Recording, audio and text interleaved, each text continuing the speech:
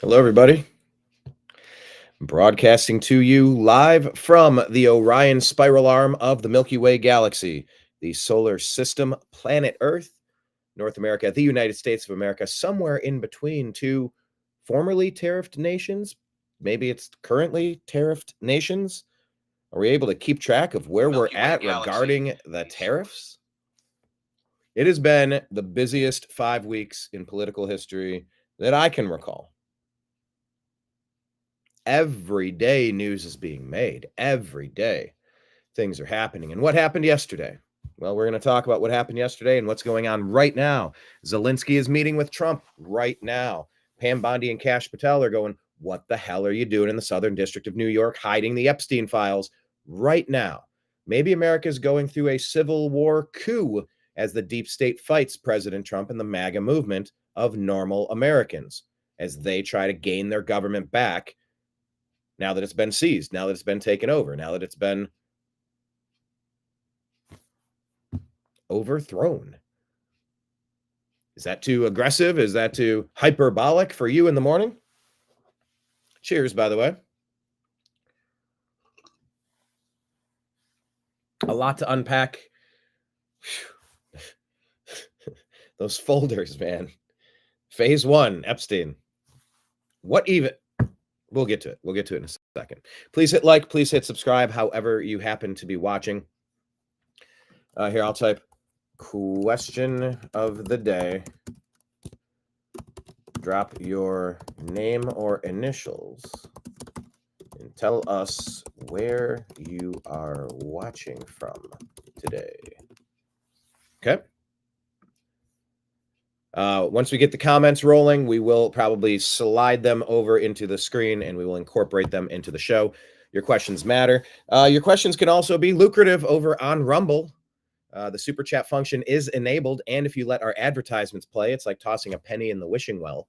So please subscribe to the New American Media on Rumble and YouTube. That's where our videos go. Patreon.com/the New American Media if you'd like to sign up to be a sponsor. We're on Venmo at Brian Engelman, Cash App, $ Brian Engelman, and PayPal at Fuzz Installment.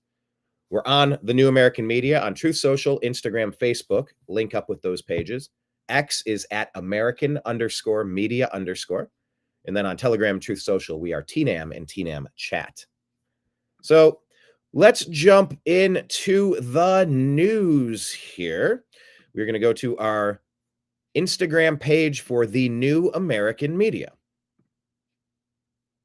I mean, if you look at our stories each day, I mean, we'll put up somewhere between 10 and 40 stories each day.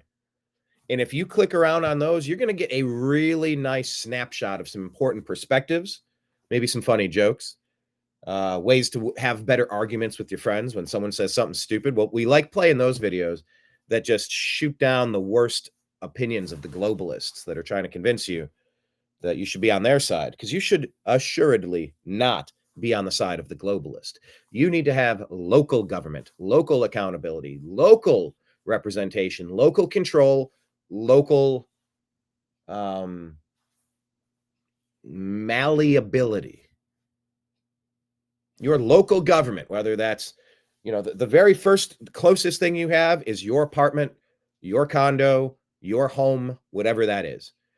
That's the Jordan Peterson. Clean your room. Yeah, but bloody well, better clean your room. I got to work on my Jordan Peterson. Good morning. Happy to have you, Robin, from Fort Lauderdale or St. Augustine or something, Northern Florida, almost Georgia. Thanks for joining us. Your local government starts, well, okay, let me go further. Your local government starts in your heart, and you have to kind of figure out where you are, what you will allow yourself to do, the parameters within which you will operate. The more malleable that is, that's where things can get a little dicey. Then in your brain, you got to really have a strategy and a game plan and figure it out. Figure out the best path forward. David Ban, welcome to you. Thank you, sir. Once again, everybody, please hit like, please hit subscribe, get your comments rolling. We will say another question of the day. Tell me how disappointed you were, 1 to 10. Actually, let me just type this out.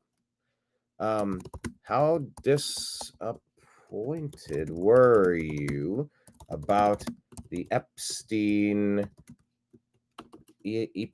Epstein file release yesterday? So 1 to 10 scale, you know how it is. I'm not going to describe what 1 to 10 means, but 1 being not very disappointed, or you figured this was going to happen, or 10, you can't bloody believe it, mate. Can't bloody believe it. So your government needs to be local, is what I was saying. You need to have a strategy in your brain, and you have to have this crafted by experience, by knowledge, education, wisdom, strategy, guidance, mentorship, school of hard knocks, whatever it is. You need your heart to be guarded to figure out where those parameters of,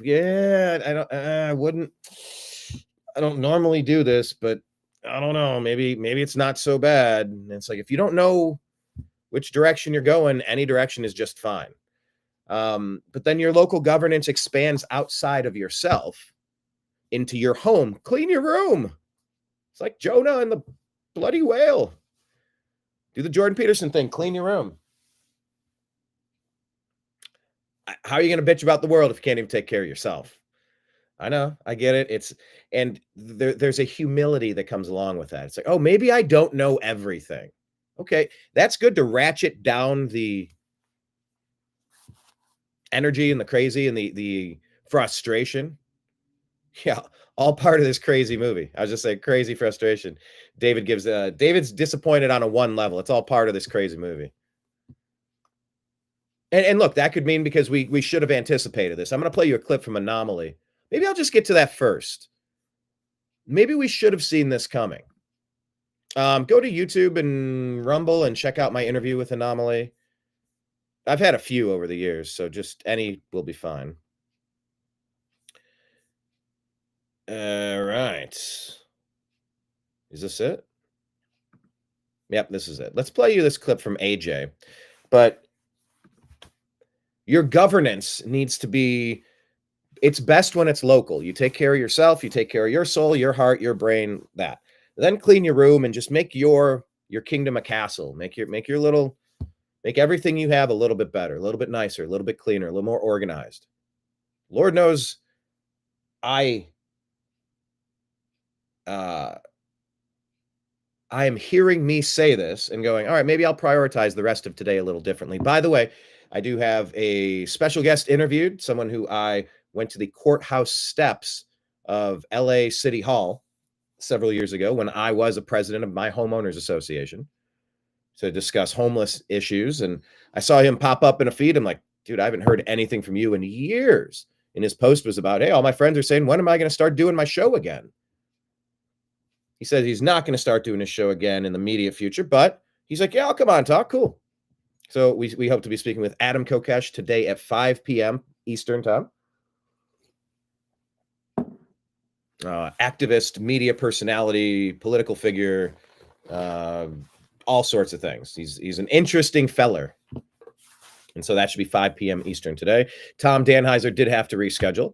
I'm still waiting to book my buddy John, and then Brian and John and Mark of Lions of Liberty separately. I'm going to start bringing in different conversations with the Agree to Disagree show, different interviews, and then continue to unpack the regular news in a more focused, if you can call my show focused. My show's as focused as swiping and just whatever you see. It's like spinning the wheel on Price is Right. Boop, boop, boop, boop, boop, boop, boop, boop, boop, boop. I don't know. Do I get 35 cents or $1 on that spin? I don't know. But yeah, that is the path forward with the New American Media, the TNAM AM Show. And by the way, I might be switching this to the TNAM PM Show. It is certainly possible that this will become a 6 p.m. show in the near future. I'm open to it. 6 p.m., 7 p.m. It might move into the afternoon, the evening, the early evening hours. Maybe it'll be a drive time home. What is it called? Drive time? In the radio, they just call it drive time. Anyway, regardless, it's nice having you all attached. Hit like, subscribe, share our content, leave your comments, hit the thumbs up if you're watching on Facebook, or, sometimes you can hit the like button or the heart button. Just all kind of stretches the muscles and encourages the algorithm to say, oh, they're doing something fun over there. But look, I was talking about government, how having our control of what we're looking at, what we're doing, who's governing us, and that the best thing we can have is local controls. You're in charge of yourself. And when you're in charge of yourself, that's the best metric. And you don't want to outsource too many things. You just can't. You need to be in charge of your opportunities. You need to be in charge of finding if something's broken. You need to be able to fix it. You need to be able to say, this doesn't work for me anymore. So when Pam Bondi says, I want the documents for Epstein and I'm going to release them tomorrow, and the Southern District of New York says, yeah, we're not giving them to you. Are we in the middle of a civil war? Has the deep state who overthrew this government, when was it? 2020?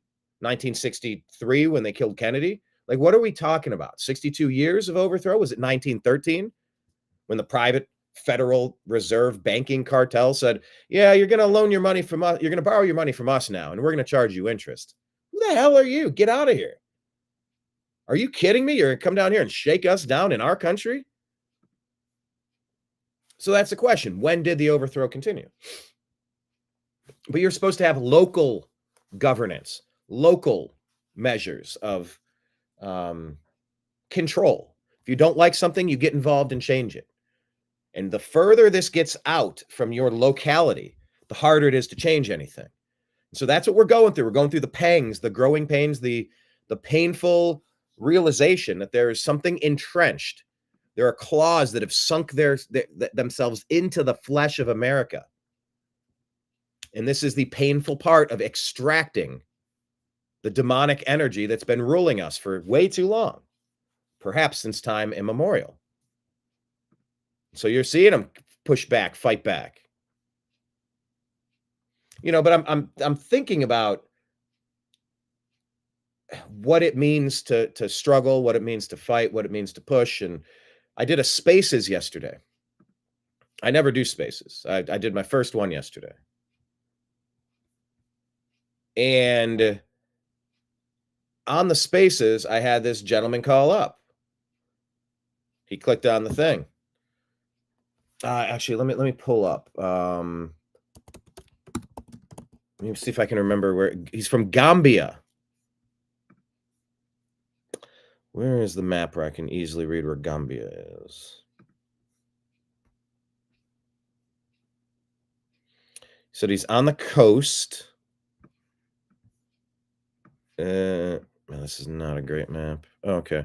Morocco, Western Sahara, Guinea, Sierra Leone, Monrovia, Porto, Cameroon. I don't know. Gambia. Where the hell's Gambia? Hold on. Sorry. Let me look this up.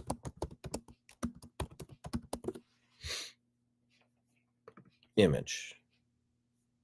Senegal. There we go. That's where this dude's at. Let's share this tab.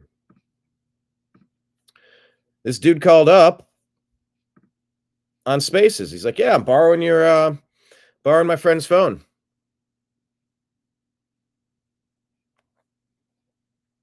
Borrowing my friend's phone, and he's from Gambia. He's near Senegal. I said, what's the biggest city? He said Senegal. But Senegal looks like the country. I'm not exactly. So Gambia is a region. I asked him, I said, are you close enough to get to the beach? Like, you live near the beach? He said, yeah. I said, wow. All right. Well, that's kind of cool. He's like, yeah, man. So he told me a story. He told me he's sixth grader up at 2:30. And he told me a story about where he's at in life. And he's got three siblings rather. And that the dad has passed away and the mom is sick. And he's got two younger siblings, or he's the third, or there's three younger siblings, two brothers and a sister. And he's like, I'm like, all right. So I jumped in. I'm like, all right, what do you think about this Epstein release? And he's like, I don't know. I'm like, well, all right. I don't know what spaces are or how this works, but let's go to the phones. And we just got to talking. I'm like, what are you focused on then? He's like, education. Oh, education. All right.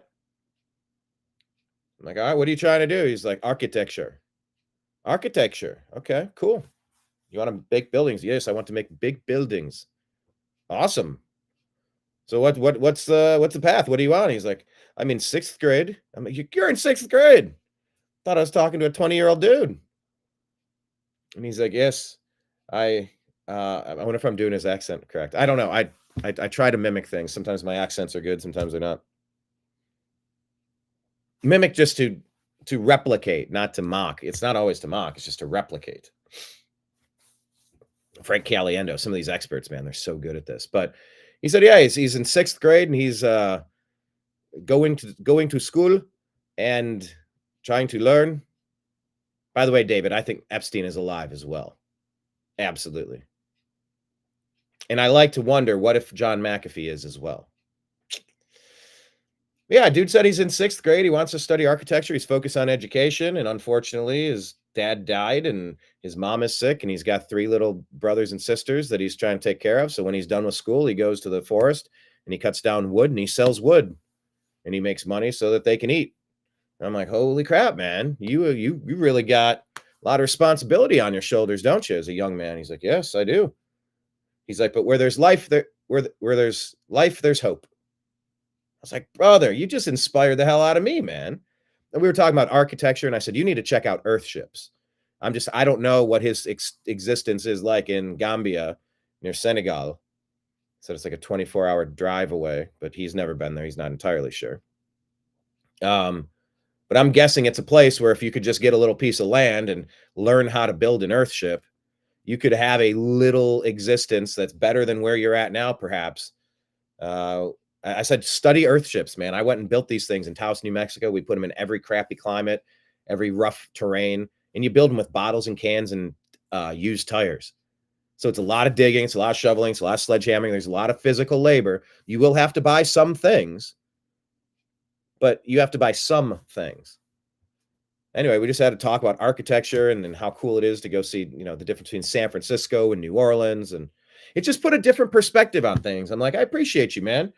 He liked hearing the architecture talk and pushing him toward check these things out. And who knows, maybe that could help him. Sounds like he's in a world that we see on TV, but we change the channel,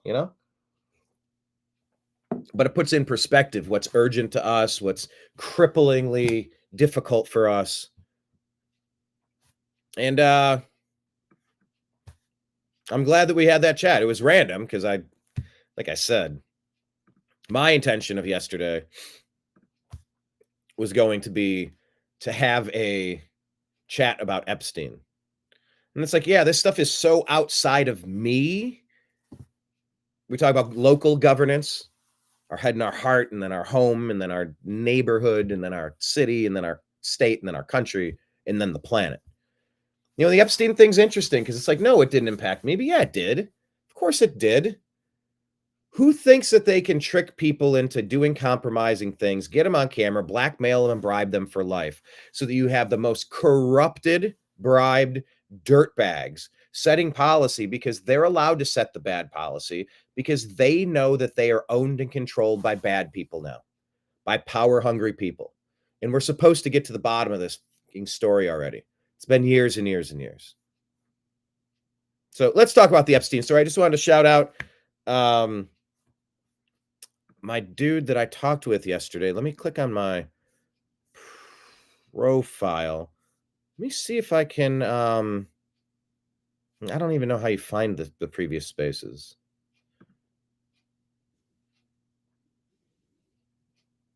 Oh, okay. This just shows up here.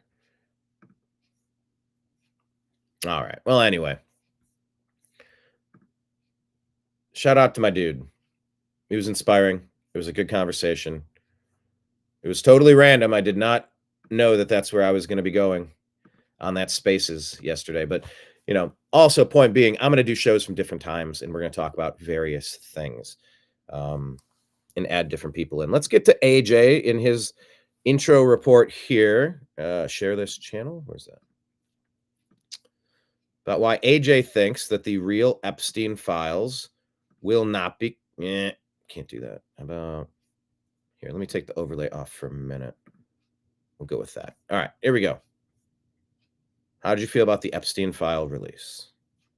Here's my detailed report for why I don't think we're ever really going to get to the bottom of the Epstein situation and why I don't think Pam Bondi is going to show us. Let's just get right into it. This might be hard for a lot of people who like Trump to admit, accept, or even pay attention to, but Trump has a habit of hiring people who let Epstein off the hook. He rewarded Alexander Acosta with the highest level position at the Department of Labor during his first term.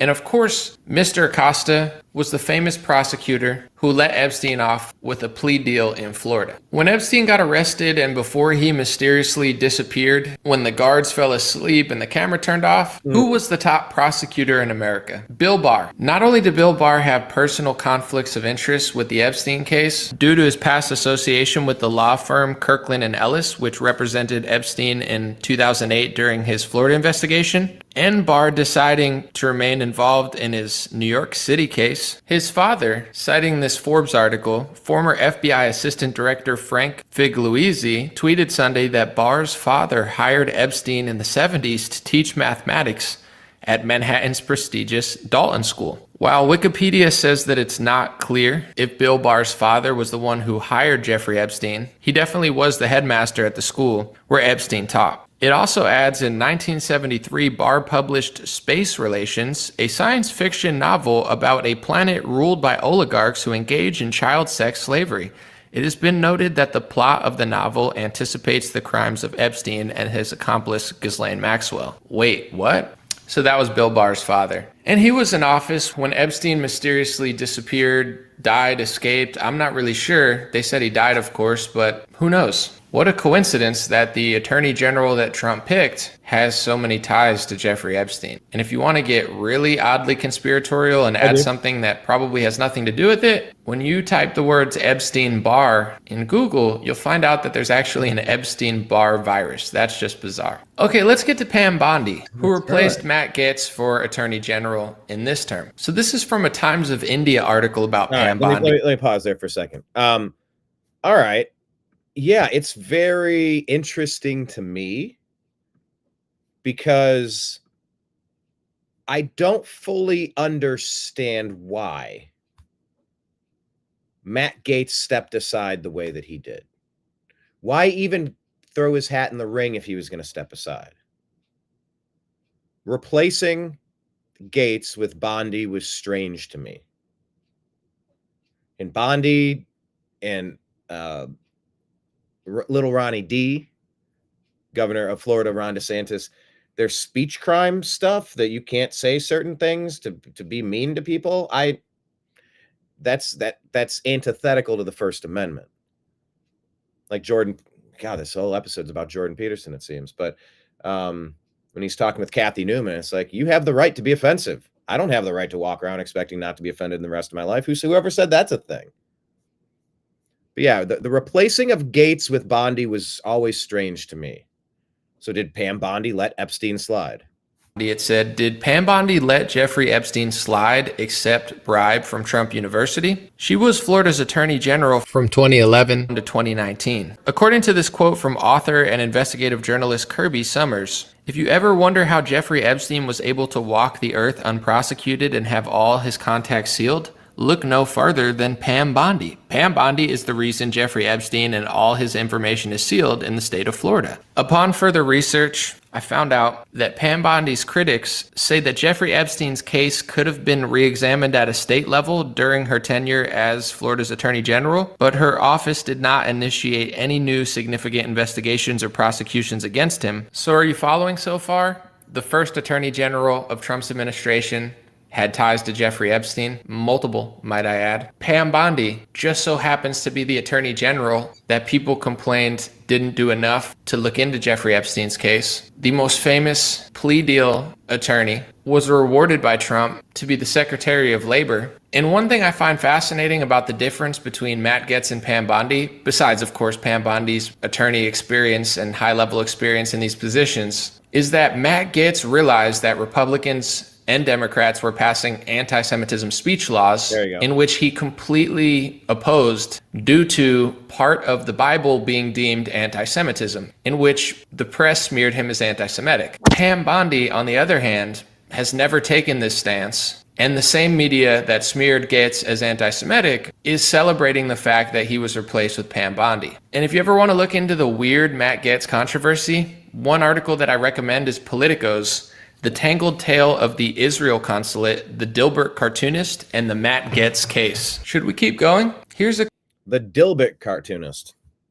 Yeah, I listen to Scott Adams regularly. I think he does one of the better shows. 60 to 90 minutes long, usually about 75. A lot of info jam-packed in there. Is this where I make the disclaimer that I don't always agree with everything everybody says? I don't like when people do that. It's almost like, yeah, I know it's kind of a toxic brand, but I don't know. It's like if you're going to support something, support it.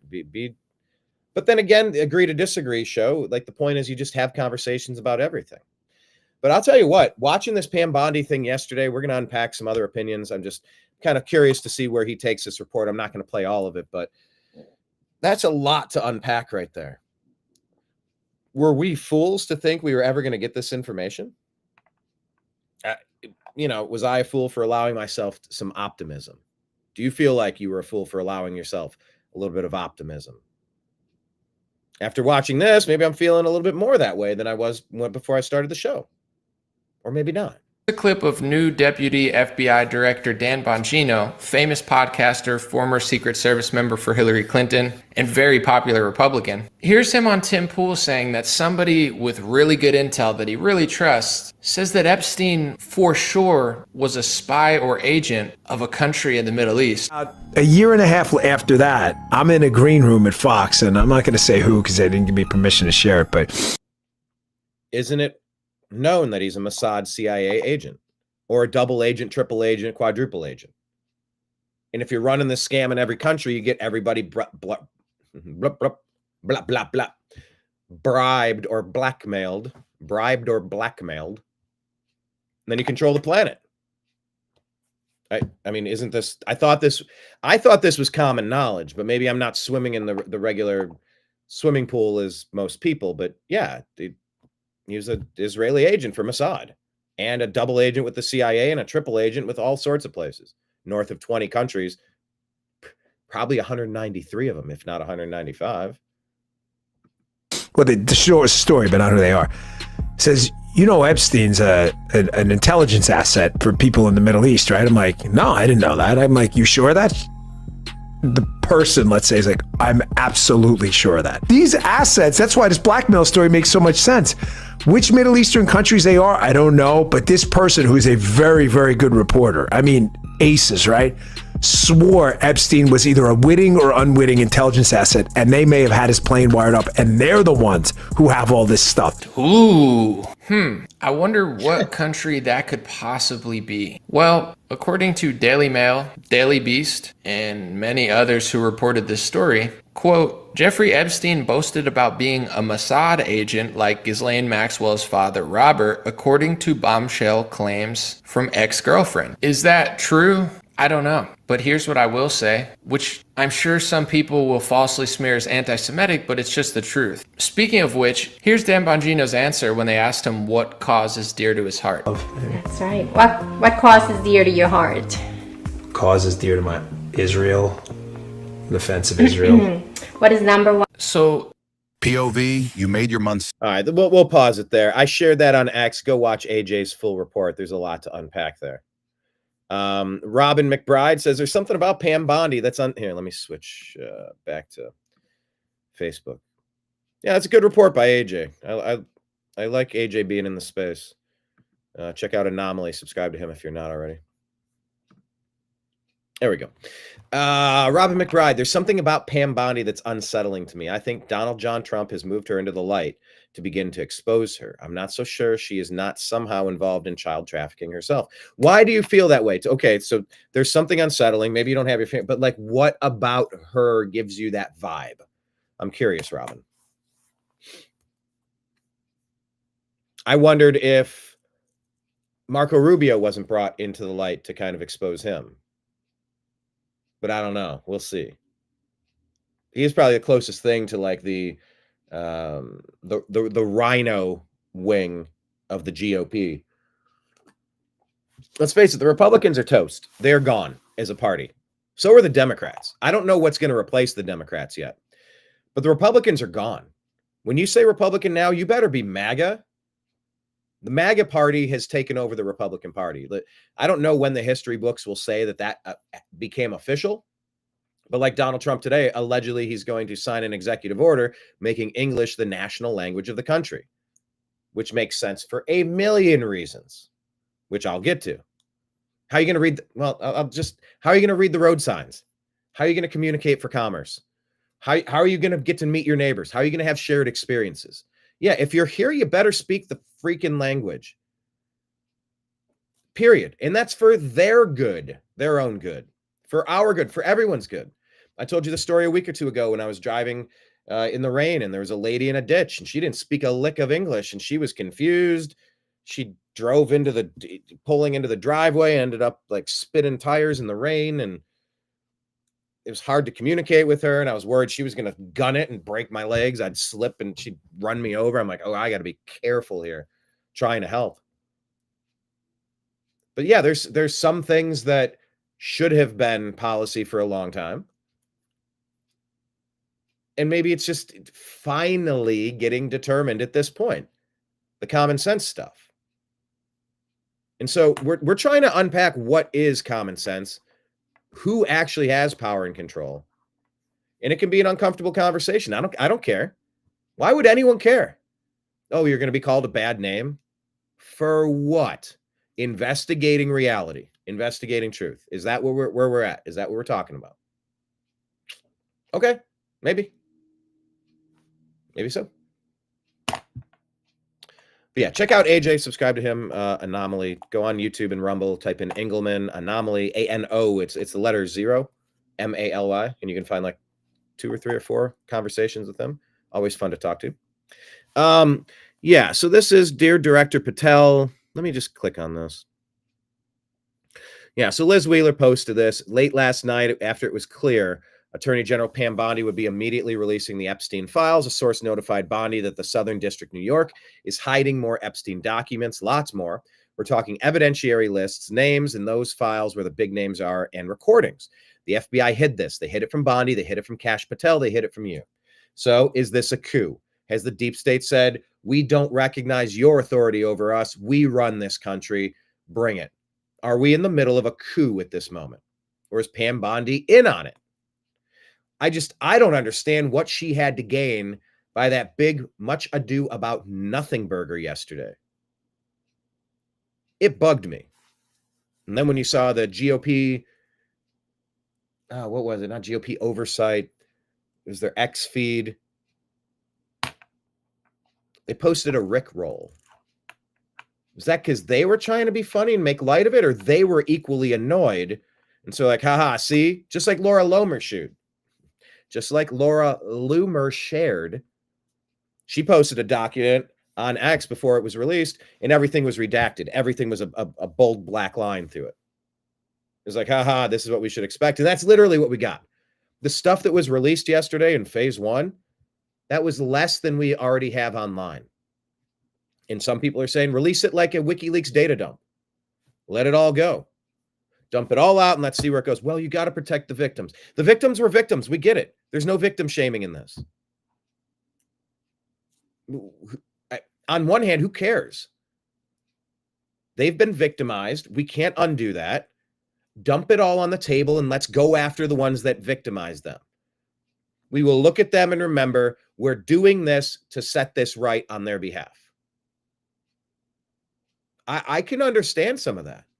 I really think that, well, we have to put, there's people involved that might not be, well, is that it? There's another accusation that because Donald Trump may have been involved with the Epstein investigation. He's been photographed with him. They knew each other.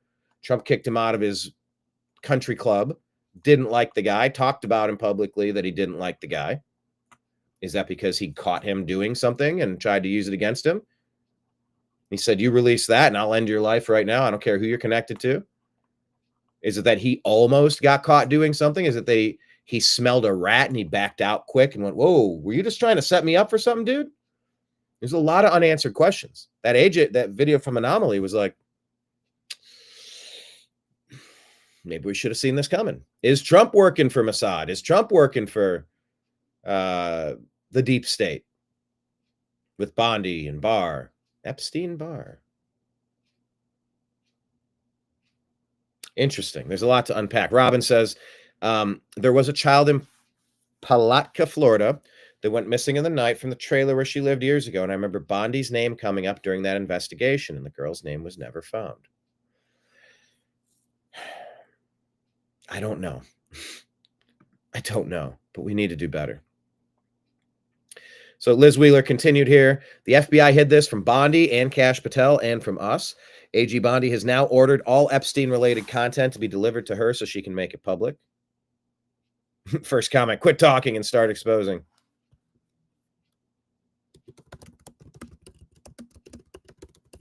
This all feels so rigged, is the comment that I'm going to leave. Gentry Gevers says, there's so many things wrong with the Epstein files release. They should have told us earlier that the FBI was tampering with files, deleting files, withholding files from the AG's office before they briefed influencers on some of the files. They should have been transparent and dropped them WikiLeaks style. All right, there we go. That's literally the thought that I was mentioning there, that some are saying.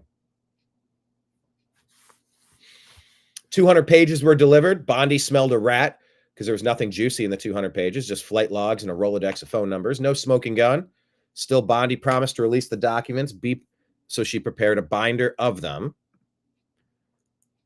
Okay. Then last night, a whistleblower contacted Bondi and revealed that SDNY was hiding potentially thousands of Epstein files, defying the order. All that stuff. So be outraged that the binder is boring. You should be, because the evil deep state lied to your face. The binder is powerful because it's tangible, physical evidence of the disgusting stuff that SDNY tried to pull. Now, Bondi demanded all the Epstein evidence and an investigation into the persons who committed this act of defiance. Lying legacy media has betrayed you again and again and again. They lie to you, smear you, gaslight you, and they deserve no special access to real-time exposure of corruption because they played a role in covering it up in the first place. You are the media, Elon said. Yes, we are. You are the new American media because the old American media failed. So celebrate the regular people and being given access to the most powerful people in our country to report on despicable corruption as it's being uncovered in real time.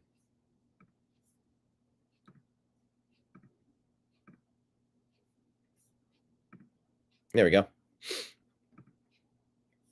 Here you go. The Epstein files, phase 1. Ooh, whoa. This is worthless. So worthless. Wah, wah.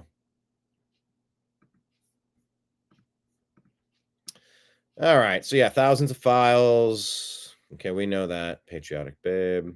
Let's continue.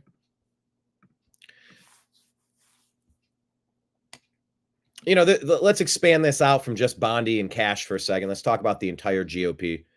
And let's use the first 5 weeks, the first month in office. Brillin Hollyhand says the only sad part about President Trump's first month, other than Epstein, is that it exposed how useless the GOP has been for so long. Trump has done more in a month than Republicans haven't done in literally decades. Oh, how about this? Maybe that's because the regular... How can you spell regular? R-E-G-U-L-A-R. There you go. Rhino Republicans are all compromised puppets who are owned by the Epstein list puppet masters. Question mark. How about that? Maybe that's what's going on. Maybe that's why the rhinos are the rhinos. And Bondi has... They're put in position of power and that they're completely controlled, 100% completely controlled.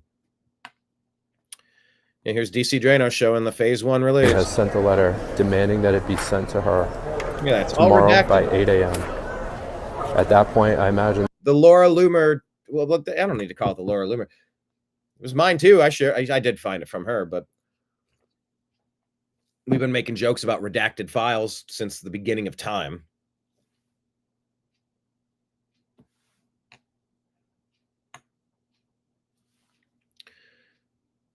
The joke came true. The meme came true.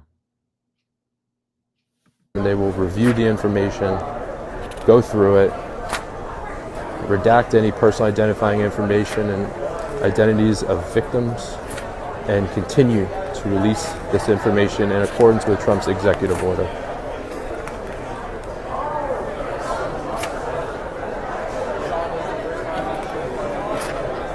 I mean, look at that.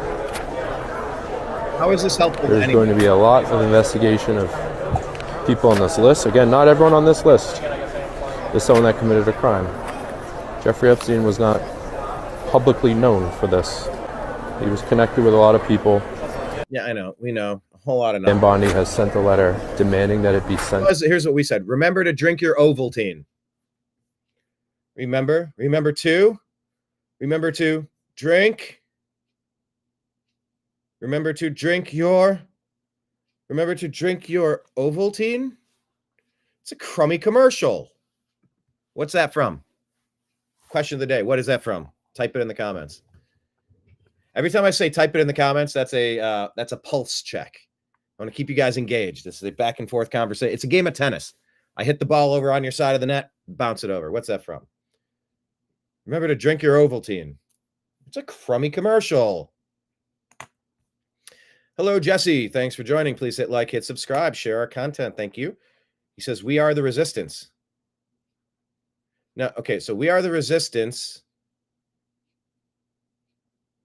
Get it right. Are you saying get it right? Are you saying get it right, like an exclamation mark? How do you mean we are the resistance? Get it right.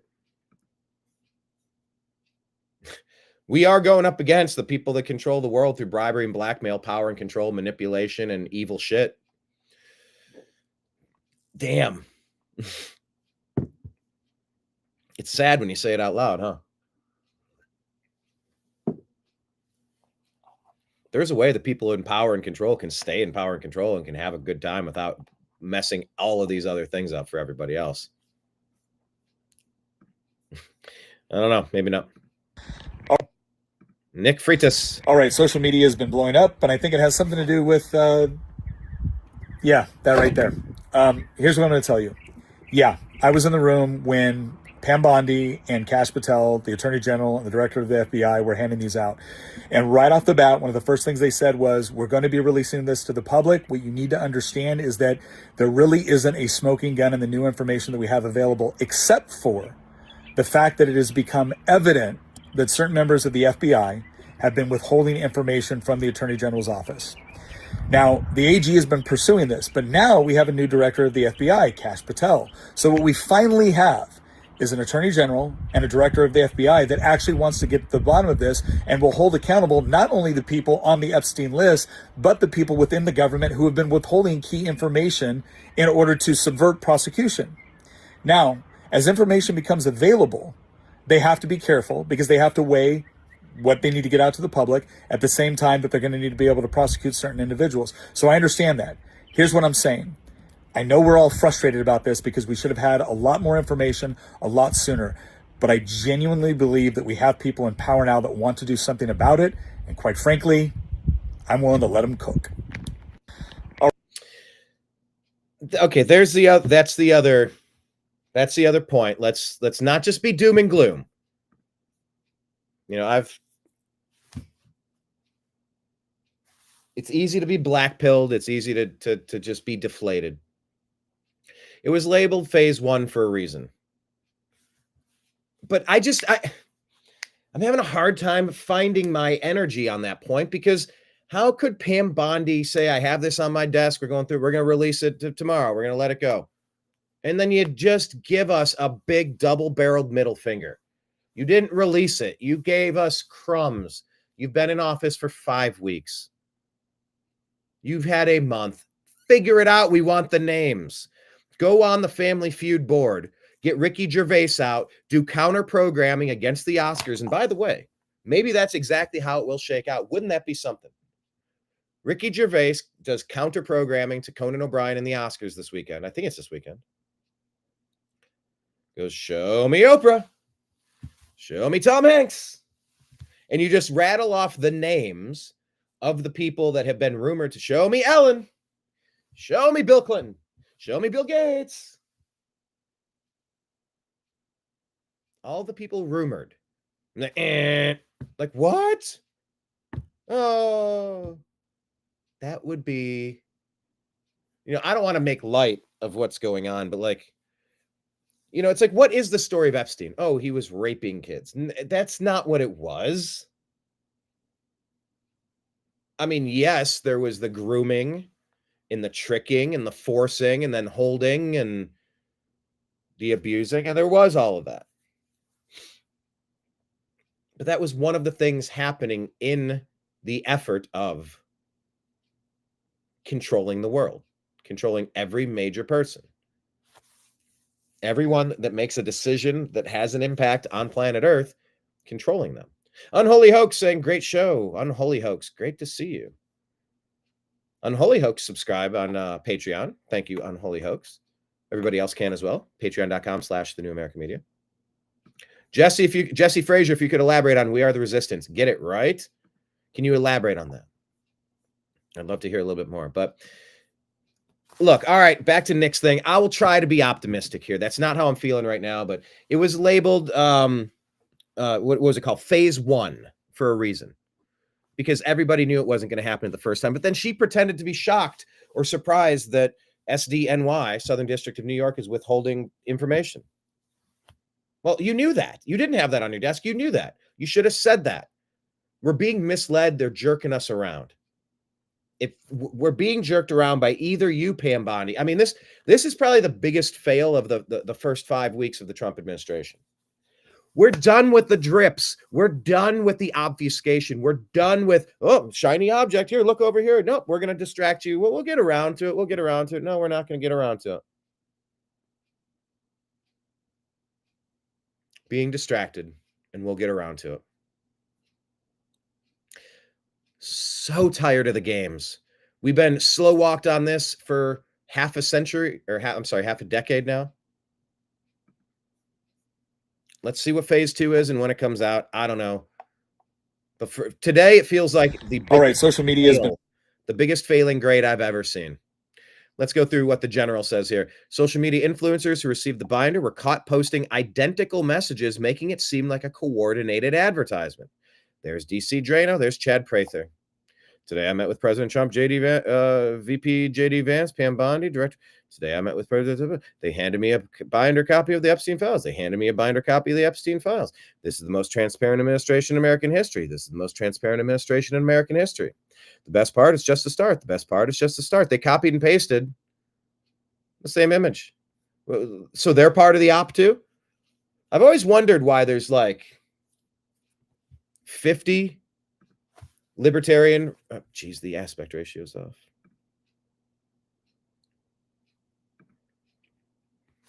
Why there's 50 influencers that are successful and they get the reach of everybody everywhere. But then there's a lot of people that it's almost like the algorithm is intentionally keeping you down. Occasionally you break through and then you're got to go back now. Okay, go back to the corner. Nobody puts baby in the corner. It was just such a letdown. It was Al Capone's vault. That was the name of the spaces that I did yesterday. It was essentially Al Capone's vault. You open it up, a big brouhaha, a much ado about nothing. Patrick Bet David here says something strange is taking place with the Epstein files. If the Epstein files would incriminate many billionaires and politicians, how far do you think they would go to prevent it from being released? If that's the case, every strategy, good, bad, and ugly, is on the table. It is. Anyway, we'll get to some more points on that, but let's click on this one. Meet your new Democrat superstar. This is the person apparently they think is going to lead their party to success. Relates to Jasmine Crockett. Here you go. Here's how you make your money. X. He has never made a profit since he bought X. In fact, the value of X is 75% lower than it has ever been.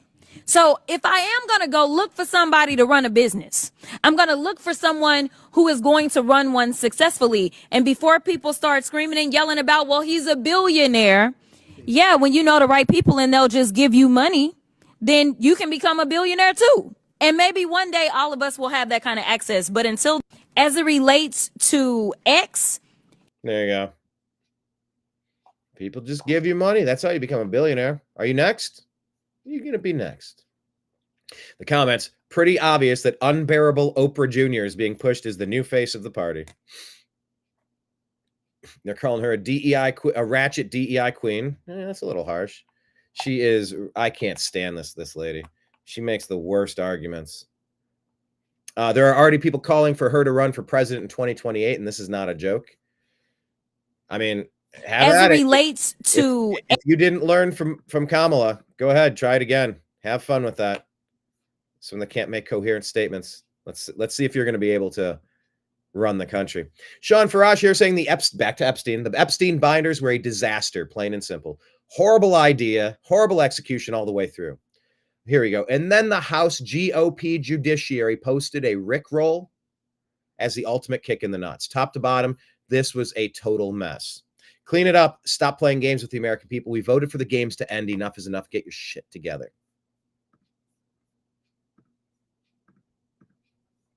And Wokeness says, arrest the Epstein clients, perp walk them, and broadcast the trials on national TV. Transparency plus accountability. So sick of the games. Please don't infringe. From the de-infringe account. All these tools took pictures of the binders that they could easily see were completely redacted. How are these people any different than the mainstream media correspondents? You don't get a free lunch because you say you're conservative. Liz Wheeler, Poso, Chad, DC Drano. Tony says, Pam Bondi goes, oh, we're releasing the first of the Epstein files tomorrow. Americans, cool. Then we'll get to read them? Bondi, well, actually, you'll get to see fun little photo shoots of conservative personalities and influencers holding a binder.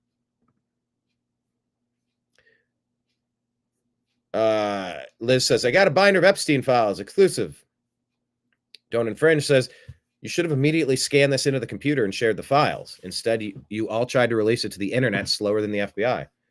Well, I mean, look, I was out at the DC Gula. I mean, like, you're not in your office. You don't have access to a scanner.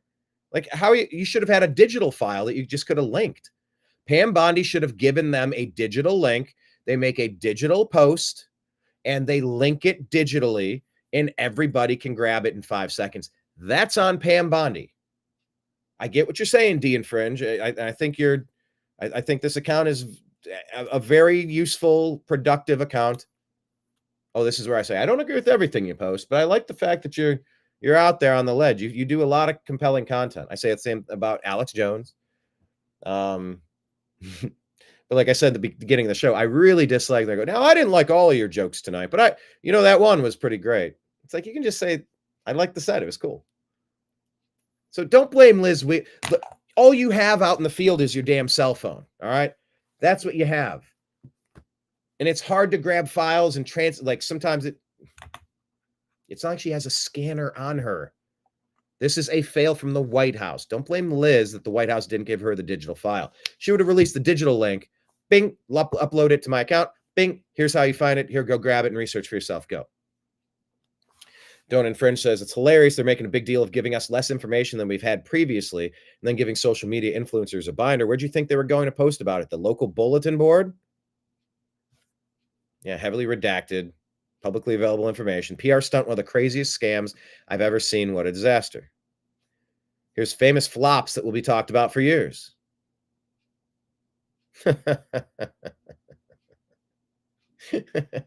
New Coke was pretty not great.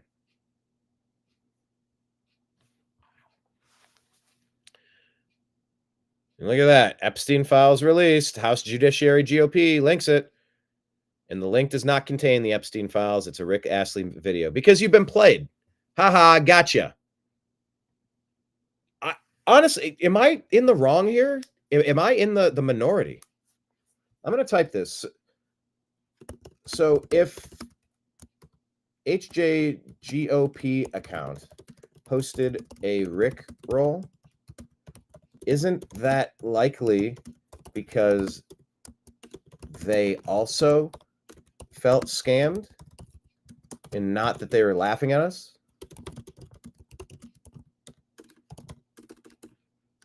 Mocking us. That's it. I don't really know where to take that. Steve Ferguson says, fire everyone in SDNY office, close it for good. Please don't infringe says 100%. A good leader would say, I'll see you all in the morning, no exceptions. Everyone stays and cannot leave until interviewed. Get the answers, and if they are not satisfactory, then you're done.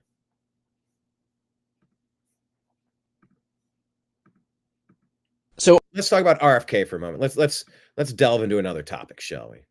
RFK. RFK Jr.'s tenure over the nation's health agency is going about as well as you might imagine. He was sworn in 2 weeks ago. Incidentally, there have been 4 measles outbreaks this year. In this country last year, there were 16. So it's not unusual. We have measles outbreaks every year. We have measles outbreaks every year? What? Yeah, you could look it up. Measles was virtually eradicated from the United States. It only popped up a few years ago thanks to the anti-vax sentiment that was perpetuated by people like RFK Jr. himself. Oh, good. You sure about that? Enhance. CDC.gov. Yearly measles cases. 2,085. 116. All but eradicated. Until a couple of years ago, 140. 220. Oh, was that him in 2014, brother? All but eradicated. Where was it here? Oh, 1,200. All but eradicated. Oh, 49. Oh, Joe Byron. All but eradicated until a couple of years ago. What are you talking about? And by the way, you see the hotspot of Texas, you have all these people coming in from parts unknown, sneaking into the country. You want to make America healthy again, you got to screen the people that are coming in. That's obvious. In 2024, we had about 285 cases of measles the entire year. Already in 2025, by February, we have 124 cases. So if you're wondering why measles is having a moment right now, you have people like RFK Jr. himself to thank. I would say Obama, Biden opening up the southern border. That's a good reason. Measles cases affect over 10 million people around the world. 10 million. Having 124 in the United States, not that bad. Do you think that maybe letting millions upon millions of people, unvetted people, jump the southern border and infiltrate the U.S. untracked, untraced, and unaccounted for maybe could have had something to do with that? No, it's RFK Jr.'s fault because he said words. Dude, shut up. An outbreak is classified as 5 cases or more. Outbreak! What you're doing is called false equivalence. Apparently in 14 days, RFK Jr. did this, which is not even all that unprecedented of a number, considering that the cases spike up and down from year to year. Did you say anything about this in 2024 when Slow Porridge Byron was in office? No! Slow Porridge Biden. Because you're so desperate to fearmonger. It's wild, bro. Sick video, though. Can you guys believe this?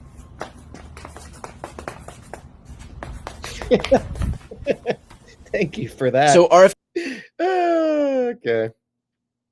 Look, we got a lot of unpacking to do. We have a lot of information to figure out about health.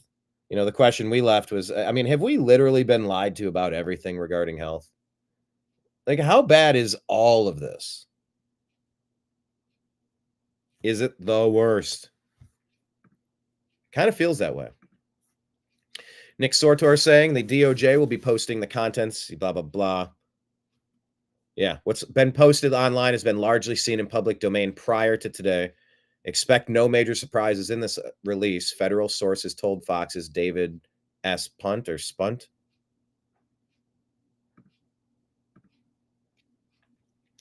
Poso says Bondi and Cash are heroes. Most transparent administration in history. If by transparent you mean giving a bunch of Jewish and Zionist influencers binders full of heavily redacted documents that have every mention of Mossad and Israel wiped from them, then yes.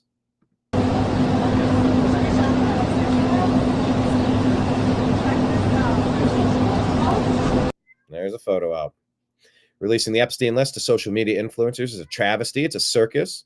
It should have gone like this. Here it is. Most of the people on the list are currently being escorted to jail for a very fast and very fair trial, and then if found guilty, the punishment will be delivered on the courthouse steps. That's how you do it. Whatever that was terrible. Whatever we just saw was terrible. Probably another unpopular take, they continue, but the lighthearted photo op filled with smiles and laughs while holding binders that outline how Jeffrey Epstein raped and trafficked kids for years might be a bit much, but that's just my opinion. The Simpsons 3-panel cartoon. So I was reviewing the Epstein files, and it turns real was behind the whole thing. We'll just see about that. Uh-oh. Can't let this little doozy get out. And he's burning it. There's Kanye thinking, I'm not going to say the race of the people's names that were redacted. Kanye, take it easy. Dave Smith says, I'm starting to think that handing the Mossad pedophiles to a bunch of Zionists might not be the best way to get the truth to the public. I hope you're hungry for nothing. And here we go. I hope you're hungry for nothing.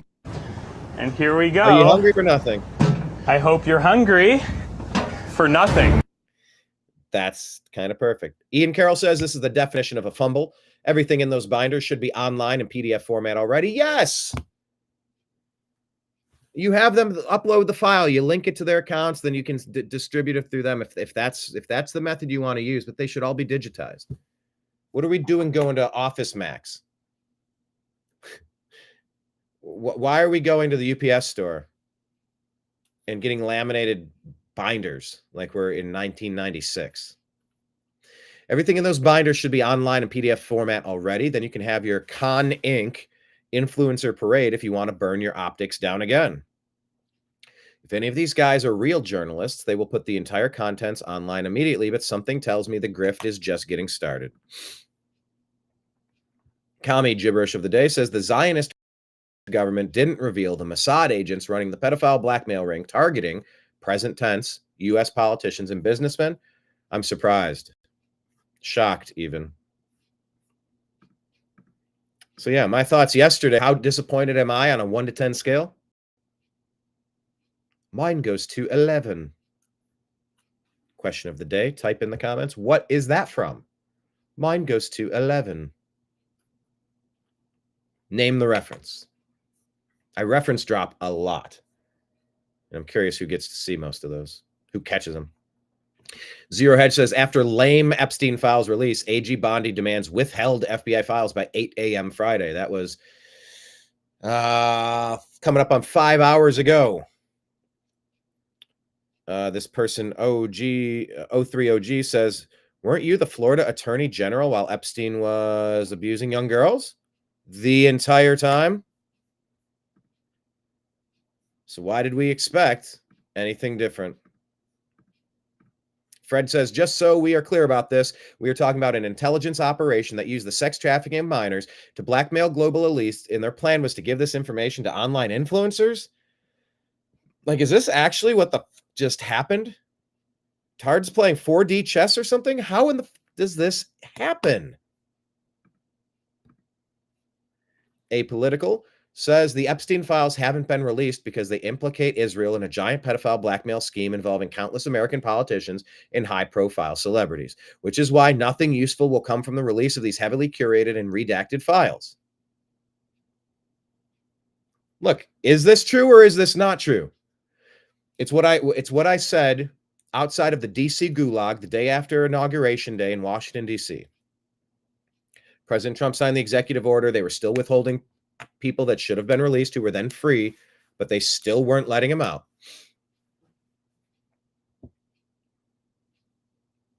I called the press secretary of the corrections department. I got transferred to the right person. I said, look, in the absence of information, speculation is running rampant. These people have been freed. Why are you still detaining them? We've been waiting for hours. Stories are running rampant out here. Will you come out and address the media and explain yourselves? Whatever your version of the story is, how about we get it? So in the absence of evidence, speculation is running rampant. Is any of this correct? Is any of this incorrect? Carrie Wedler The Epstein release today is reminding me of the Fire Festival. Instead of $12,000 for cheese sandwiches and sketchy tents, MAGA invested their values to get excuses and shit-eating grins from mainstream alternative media influencers. The General says social media influencers who received the Epstein binder were caught posting identical messages, making it seem like a coordinated advertisement. I showed you that earlier. Okay, the quartering said, yep. Instead of taking selfies, why aren't you sharing them? Well, because the quartering, they should have been given digital files. That's obvious. Like what are these people going to do? They're not inside their office. They're at the White House. Whatever it takes to upload and scan the files, that's what should have been handed to them so they could distribute it. If that's the plan. But man, this plan, Shad says, F everyone involved on the level of ineptitude on display. The level of ineptitude on display is unfathomable.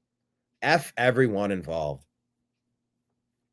The most 9 MM SMG says the most pathetic and brainwashed humans in history are currently defending the Epstein release and how it's been handled. I don't know who's defending it. Show me anyone defending it. I'm having a hard time. BX says all these years demanding the Epstein files be released only for them to hand it over to DC Drano and libs of TikTok. LOL. It's literally all a movie. So there's a lot of, incidents throughout our history where we still don't know it all. The JFK files, I understand that the Trump administration wants to release JFK files. There's other incidents where we don't have all the facts. So I don't know, Amanda, if we'll have it in this century or maybe next. I hope so. We need to know who was above Jeffrey Epstein, who was directing this operation. Here's the thing I really wonder is back when all of this stuff broke years and years ago, there were reports, I believe it was the New York Post and the Miami Herald has done some really good work on this. The FBI apparently seized vaults of tapes. There were people on tape. None of us want to see what's on those tapes, but what happened to those tapes? Who has those tapes? Is our intelligence community keeping those because they want to maintain the leverage that having powerful people on tape doing horrible things provides? There's a lot we need to know, And by the way, hold on a second. Let's think about this.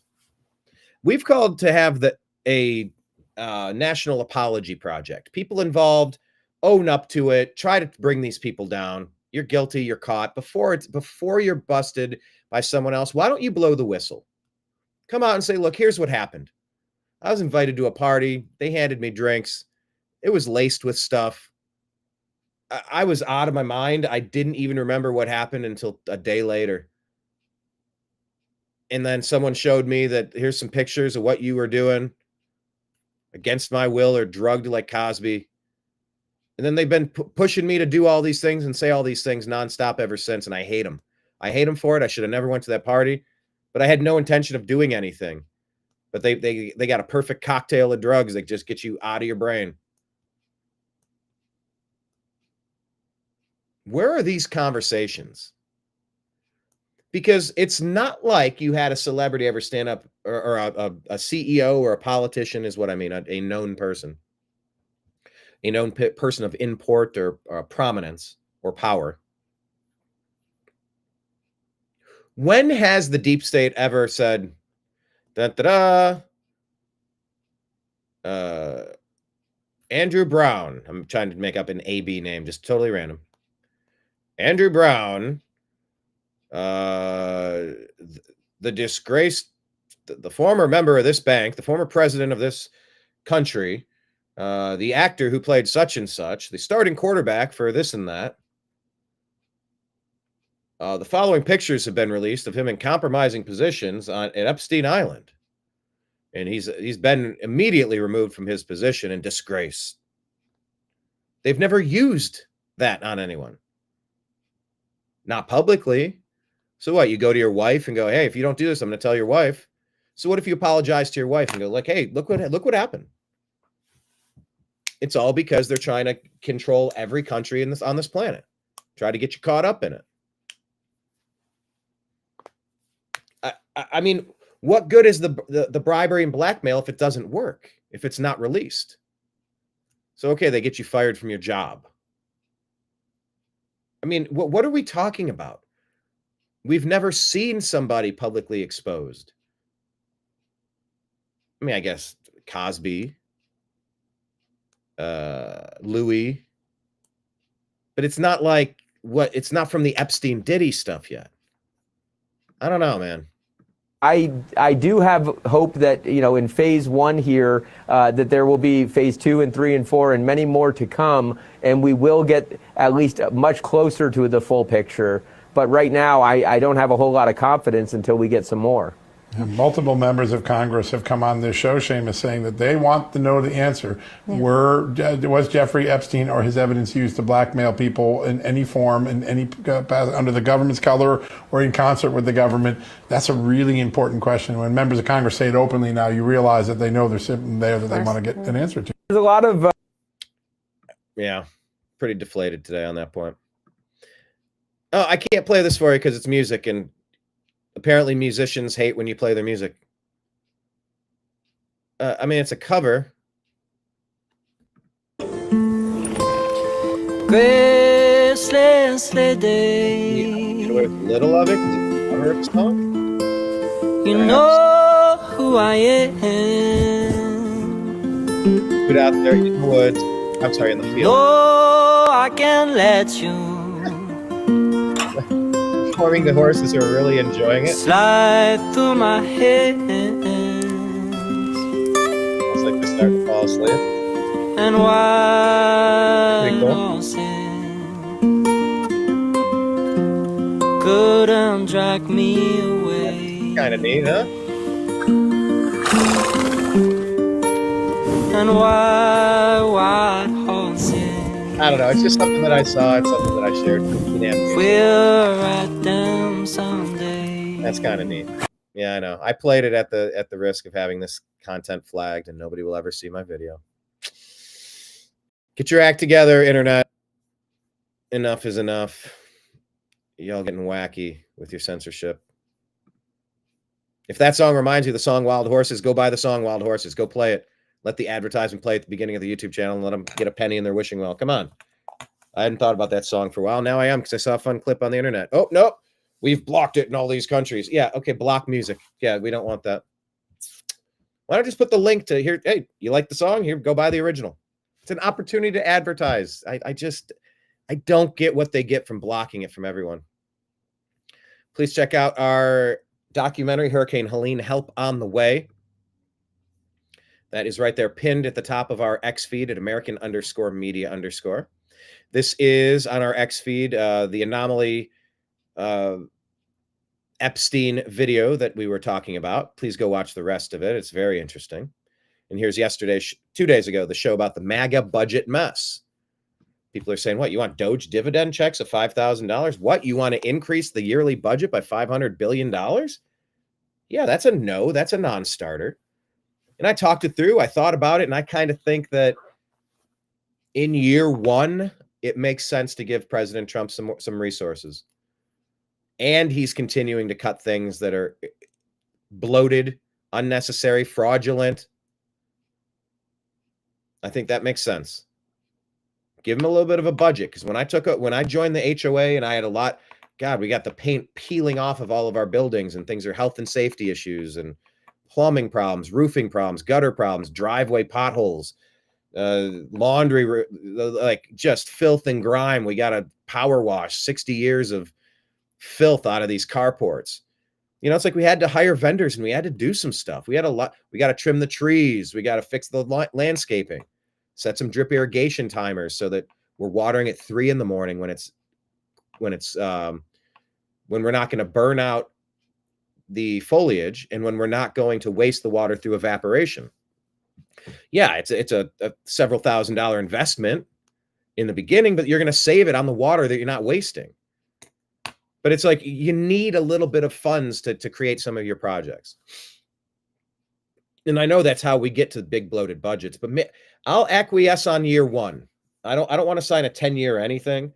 Let's revisit this in a year. But I'm okay with giving a little bit more in year one, with the expectation that we have to find a really creative way to pay off this debt.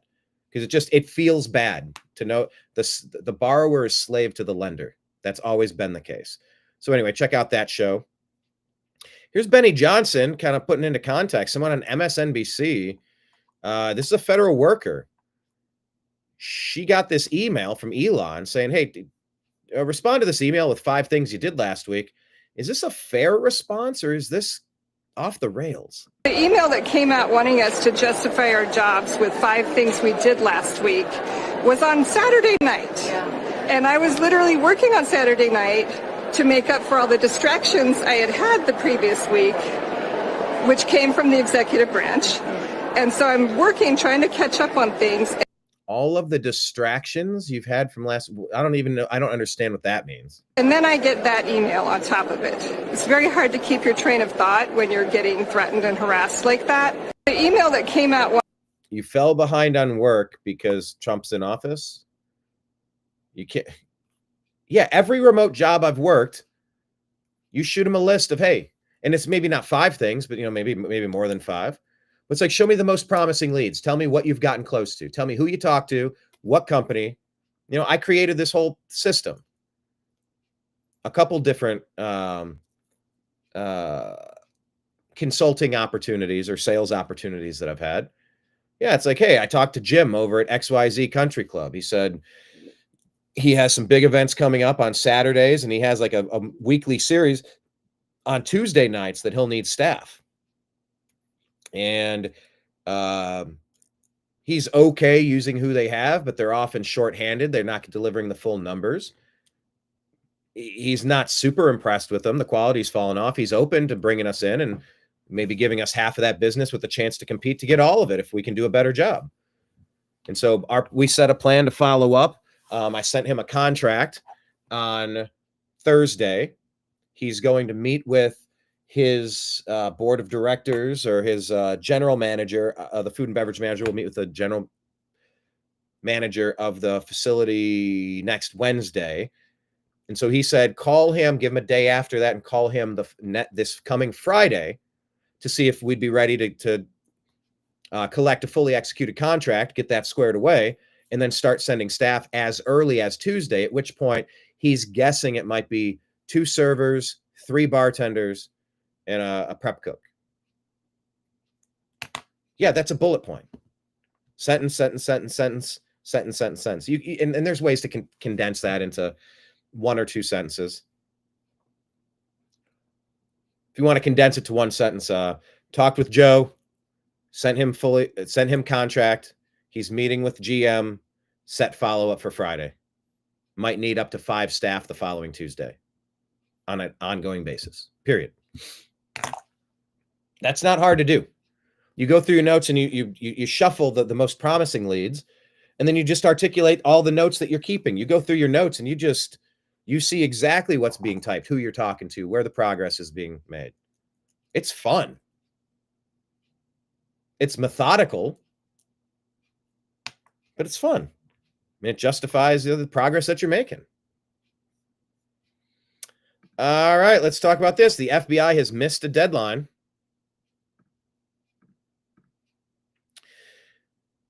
On February 28th, am I sharing the right thing? Yes. On February 28th, 25, Attorney General Pam Bondi set a deadline of 8 a.m. EST for the FBI to deliver comprehensive documents related to Epstein. Despite this deadline passing, there have been no public confirmations regarding the receipt or release of these files, sparking discussions and demands for transparency across social media platforms.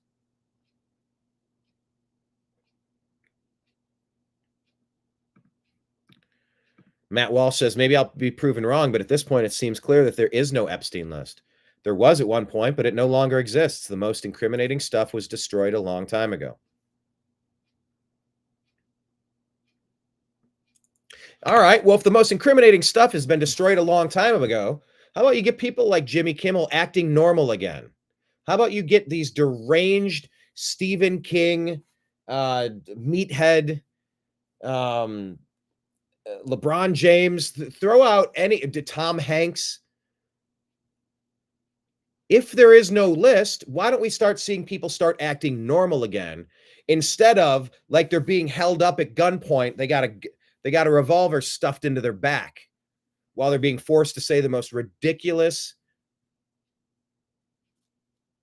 drivel, deep state drivel that you've ever seen. Are those people on a list? I don't know. All I can say is their behaviors have become massively unhinged. Now, that could be because of just Trump derangement syndrome, or it could be bribery, blackmail, manipulation, and control. I don't know. How could I know who's on a list if we haven't seen a list? I know who's rumored to be.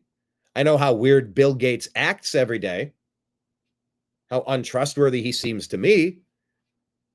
Bill Clinton. Now, he was actually on the flight logs that have been released. I believe that's confirmed.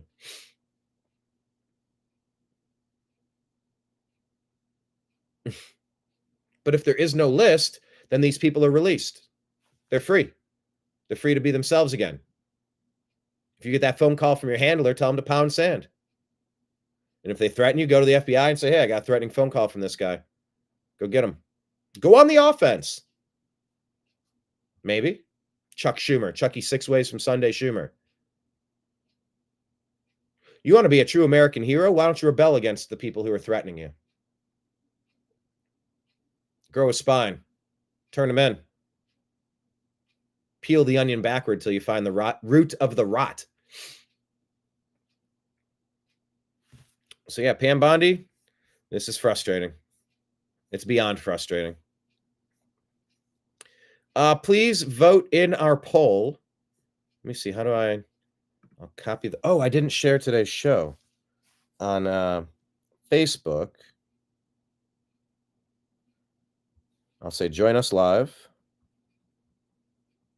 Forgot to do that. P-L-I-V-E. Join us Pive. Please vote in our X poll. Do you agree or disagree that the link... You want English to be the language of the land and you can't even speak it, Brian? You said, should linguish be the America's name? Oh, you're so stupid, Brian.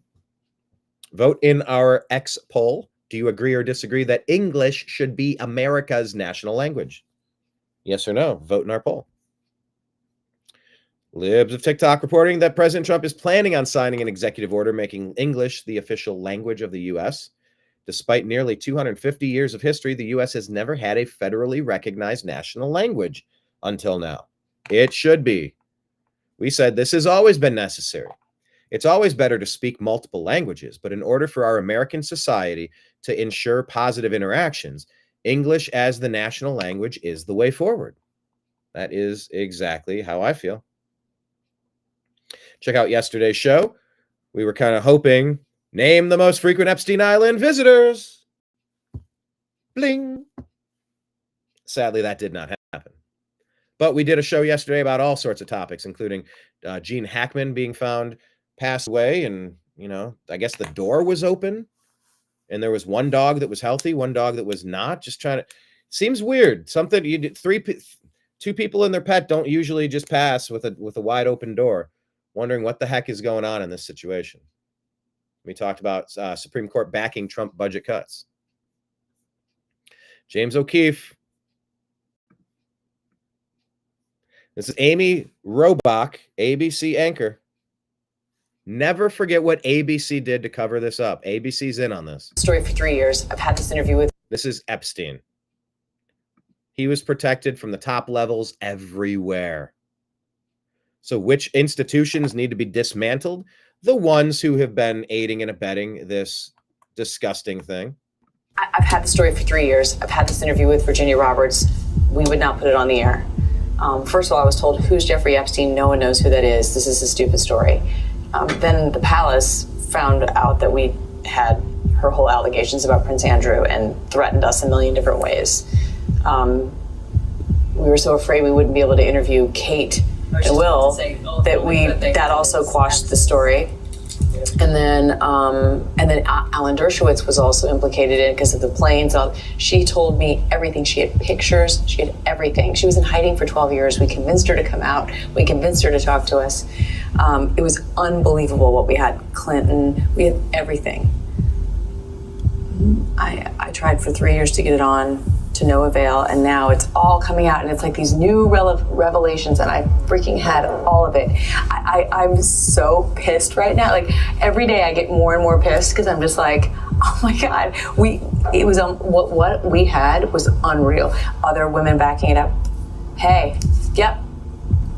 Brad Edwards, the attorney, 3 years ago, saying there will come a day when we will realize Jeffrey Epstein was the most prolific pedophile this country has ever known. And I had it all 3 years ago. Had it all. Was not allowed to release it. I've had the story. Because ABC, ESPN, Disney are in on it. They're controlled. Why would you be told to not really? Perhaps the biggest story in the world. You've seen the wokest, craziest shit coming out of ABC, ESPN, Disney. Why? Who's telling them? Why do they have to keep pushing their fans away with their radical, divisive, backward, woke ideologies? By the way, woke does not mean compassion for humanity. It's just the opposite. They sell it that way, but it's the exact opposite. Don't forget that.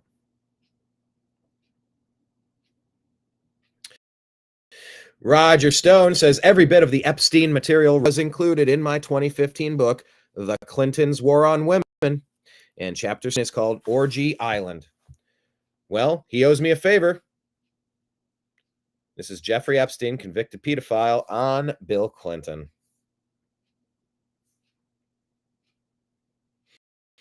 This is another one that was shared out. Let's talk about it. Sassafras 84, Nancy Pelosi has no business collecting government money. This was a post that went out saying Nancy Pelosi's vineyard received $14 million from U.S. aid for, quote, experimental farming. If you're in government, you have no business collection. It's supposed to be collecting government money for private ventures. This is why they're all scared.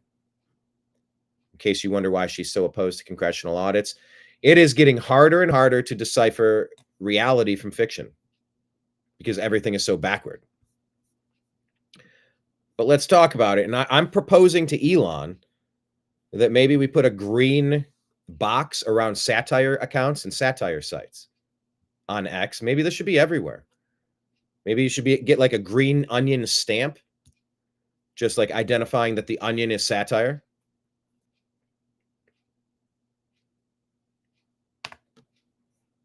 Because this was shared and the readers added context. This story originated in a meme from a satirical Facebook page. The owner of the page is known for tricking conservatives into liking and sharing made-up content. So if you see this story about Pelosi and experimental farming, $14 million for U.S. aid, either do some research and see if you can find a legitimate news operation reporting on it, or understand that this is not a story you should reshare. So we said, apparently this is another satire site. Elon, could we add an onion logo to honor the onion as a marking or indicator that this site is in fact using satire?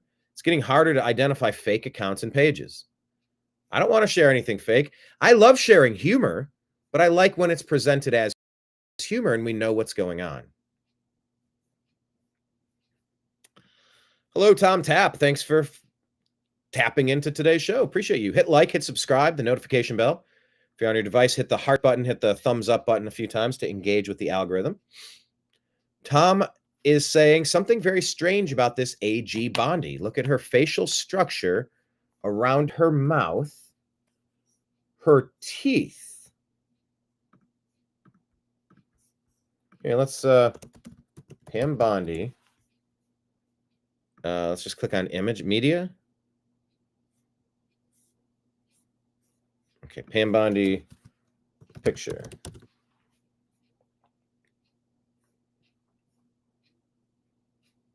Yeah.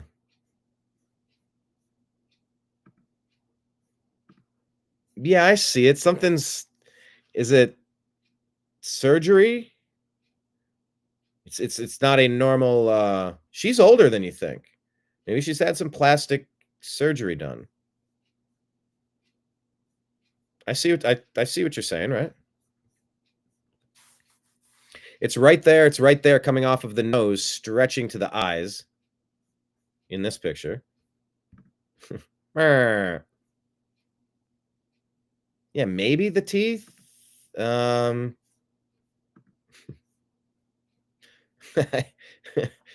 Bondi is Al Bundy. All right.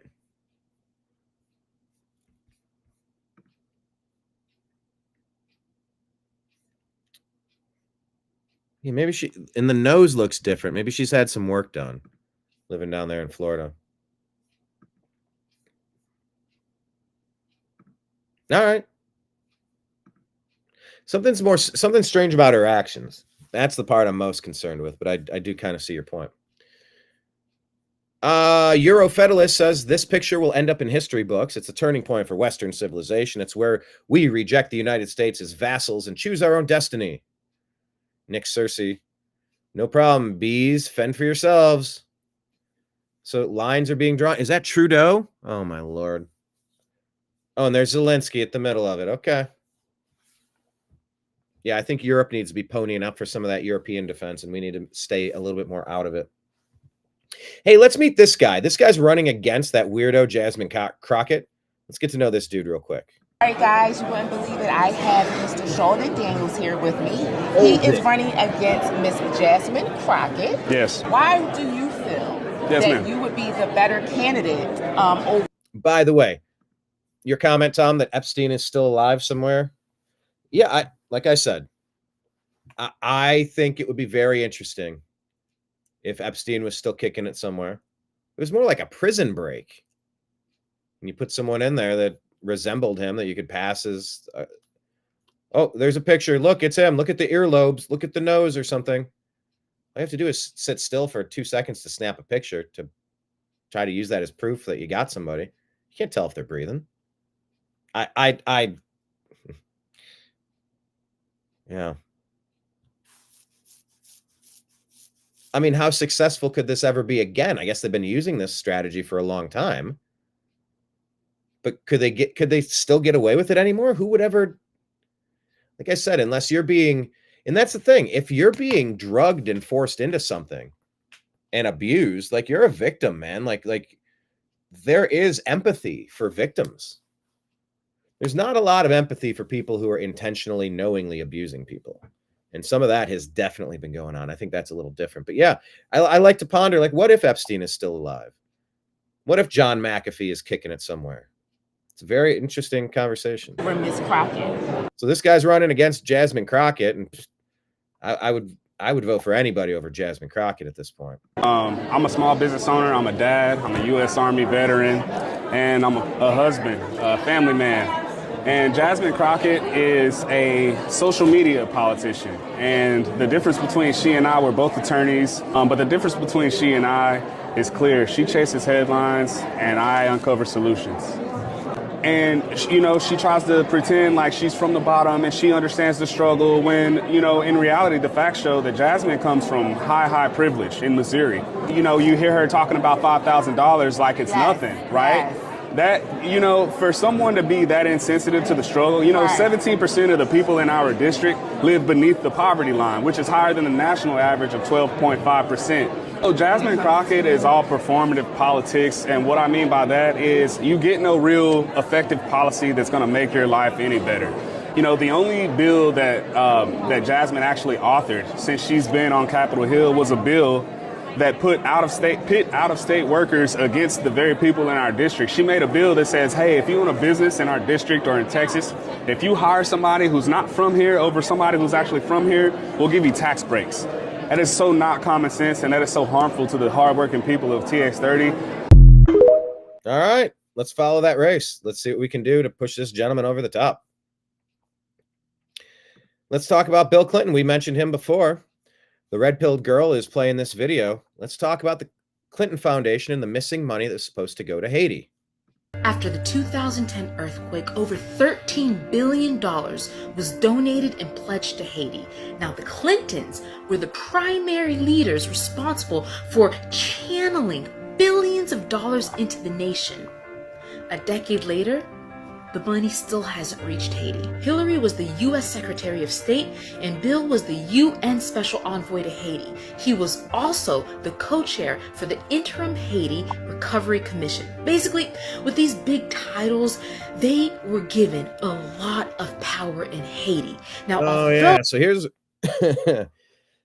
here's where I'm going to wonder if my video is going to get flagged because there's someone going ba-da-da-da-da-da-da on the piano in the background. Get your act together, social media. there isn't real proof that shows that they pocketed this money, there's evidence that shows that the Clintons wielded their power for personal gain. Leaked emails show the U.S. State Department asking the Clinton Foundation to identify all of the people that were close to the Clintons. They used code words like FOB, Friends of Bill, in order to flag down individuals to give special treatment to. At the end, so many of Bill's supporters were given multi-million-dollar contracts. Bill's own office showed that most of the money donated to Haiti didn't even make it to the Haitian people. 90% went to non-Haitian organizations. Money that actually made it to Haiti was a disaster too. For example, Clayton Homes was given a major contract. They were supposed to provide hurricane-proof trailers to the Haitian people. These trailers, however, were laced with a cancer-causing chemical, formaldehyde. This chemical was causing teachers and students to get allergic reactions and headaches. Now, Clayton Homes was a past contributor to Clinton's campaign. Also, they were being sued in the United States for providing the same type of shoddy trailers post Hurricane Katrina. Oh, so much money, so much laundering. New York Post reporting that Michael Moore says deported migrants could have cured cancer and stopped an asteroid that's going to hit us in 2032. Sean David says, Americans are a humble people. We are fine with them taking credit for those feats from their home countries, which will be enriched beyond measure by their return. You get what he did there? That's what we need to do there. Tara Bull saying, for the love of God, arrest someone already. So sick of waiting. Something has to change already. So Rod Martin reporting that Trump is planning to use a 225-year-old law for mass deportations, and it's wild. The Alien Enemies Act of 1798. It's when John Adams was president. And it's about to become Trump's newest weapon in his war on the illegal alien invasion. It's not just any deportation plan. It gives president the power to bypass immigration courts. No hearings, no appeals, just immediate removal. It's about time. President promised to do this last fall. Now he's keeping that promise. Is he late? Well, after the most active first 5 weeks in presidential history, I imagine he's been a little busy. Primary targets, MS-13, Venezuela's Tren de Aragua gang. Team Trump has labeled them terrorists, and that's no coincidence. It's step one of the plan to utilize the Alien Enemies Act. It completely skips the immigration court system. No more years-long waiting periods for court dates illegals then just ignore. If you illegally enter Mexico, they'll just put you in prison for 2 years. Just saying. No doubt Dems will do anything they can to block this, but oops, this has been the law since 1798. The Supreme Court has never overturned it. And what's their argument? Trump will force Colombia to pay to take their illegals back, same as Venezuela, and El Salvador is offered to take as many as we can send them. So he's using every tool at his disposal to get serious about the illegal alien invasion and everything else he promised. So there you go, something to keep your eye on. Byron, New York reporting that the IRS contractor Charles Littlejohn stole Donald Trump's tax returns. And while Trump was the big target, we learned that Littlejohn also stole tax information on 405,000 people and financial entities, a massive heist. And for this, he became a hero of the resistance. Good grief.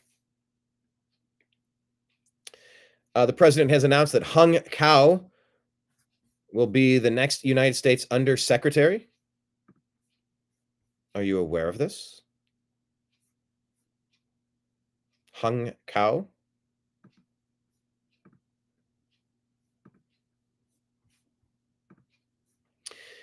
He's the embodiment of the American dream. As a refugee to our great nation, Hung worked tirelessly to make proud the country that gave his family a home.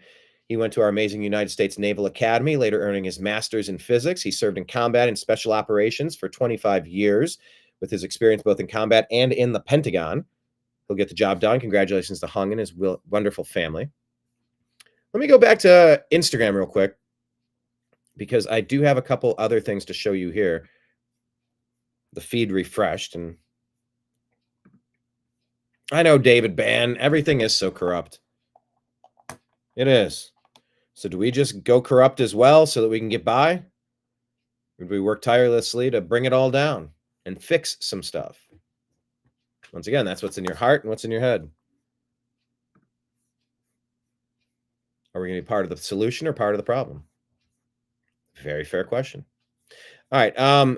Here is from Conservative Core. He's saying Trump was right about voter fraud. Voter fraud. Democrats have been doing this for years, and they're doing this across the country. This is just one example of it, and they tried to hide this for years. Watch this. 5 members of the Democrat Party in Bridgeport, Connecticut have been criminally charged with more than 150 counts of voter fraud surrounding mail-in ballot schemes. The arrest warrants say that the political camps for Mayor Joe Ganim and his Democrat primary challenger, John Gomes, were caught forging signatures, registering non-citizens to vote, telling people how to vote, changing votes after they were cast, and harvesting dozens of absentee ballots so they could be delivered to drop boxes in the city. Authorities say some of the suspects' actions were caught on surveillance footage. Others were exposed after voters informed investigators of some of the methods that were being used to get people to vote a certain way, including promising the voters they would receive housing assistance. The warrants also claim that prominent Bridgeport officials knew about the alleged voter fraud. Trump was right about voter fraud. Democrats have been doing this for years, and they're doing this. And there you go. You know, oh, where's the evidence? Where's the proof? Yep, there's a whole bunch of it. Look around Connecticut, people. Trust me, that's not the only place this is happening. So who's in? Here's Jesse Waters talking about who's in charge and where's the Epstein evidence. Charge at the New York FBI field office? Who's withholding Epstein docs from the Attorney General? James Dennehy is running the show there. There he is. This is the guy who emailed his whole staff to dig in after Trump took office. And don't forget that James Comey's daughter is an assistant U.S. attorney for the Southern District of New York. She worked on the Epstein and Maxwell cases. She's kind of knee-deep in this. Epstein was facing sex trafficking charges in Lower Manhattan. Where's all that paperwork? The FBI seized computers, surveillance videos, banking records, file cabinets, and photographs from all of Epstein's properties in New Mexico, the Virgin Islands, Palm Beach, and in New York. The Justice Department also gave Epstein a sweetheart non-prosecution deal 17 years ago. Where are those files? The Bureau of Prisons. Where are those files? You remember where Epstein killed himself? Allegedly. I asked Bill Barr about that, why everything seemed to go wrong that night.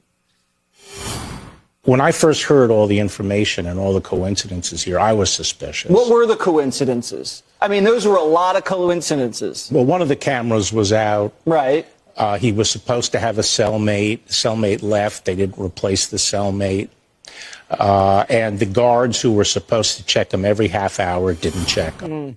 My EMT source said he was on the scene immediately to pull Epstein's body out to the morgue. And when he got to the cell, he saw 7 people there touching Epstein's body and moving stuff around. So who's in charge at the New York? Ah, it's a damn shame what the world's gone to. People like me. People like you. Commie gibberish of the day says, when your government doesn't feel comfortable telling you every detail immediately about the crimes committed on a pedophile sex abuse blackmailing ring island, you know for sure that your government is either implicated or complicit. We don't need to see anything. 6 years of silence says everything. Do you agree or disagree with that commie gibberish of the day? Here's Hung Cow if you want to get to know him. They said, I can't believe you fired the last guy. I can't believe you replaced him. You know, everybody serves at the pleasure of the president. You jump up, you serve a term, you move along. But here's Hung Cow, the new Undersecretary of the United States Navy. This is the scariest sound you will hear when you live in a communist country. This is the last sound my parents heard when their fathers were taken away in the middle of the night, and they never saw their loved ones again. That's the sound of losing your freedom, the sound of always living in fear. That's my family's real life story. We escaped from Vietnam just days before Saigon fell to the communists. We were given a new life in the most generous country on earth, America saved my life. I graduated from the United States Naval Academy. I earned a master's in physics and fellowships at MIT and Harvard before the left replaced merit with racial quotas. I spent my life trying. Racial quotas, what a bad idea. You want let the talented people rise to the top. That's it. Trying to repay my debt to America, my country, our country, with 25 years of service in Navy Special Operations, combat in Iraq, Afghanistan, and Somalia. So that's the new guy joining the United States Navy. Muckraking media saying all transgender troops have been disqualified without exemption by Defense Secretary Pete Hegseth, a new memo reveals. Now, my understanding that there are cases where you what? Hi, Nimbus. You hear my cat? He wants to join the program, I think. Yeah, you want to jump up, be a part of the show today? Yeah, let's say hi to everybody. There you go. It's a damn shame what my cat's gotten to.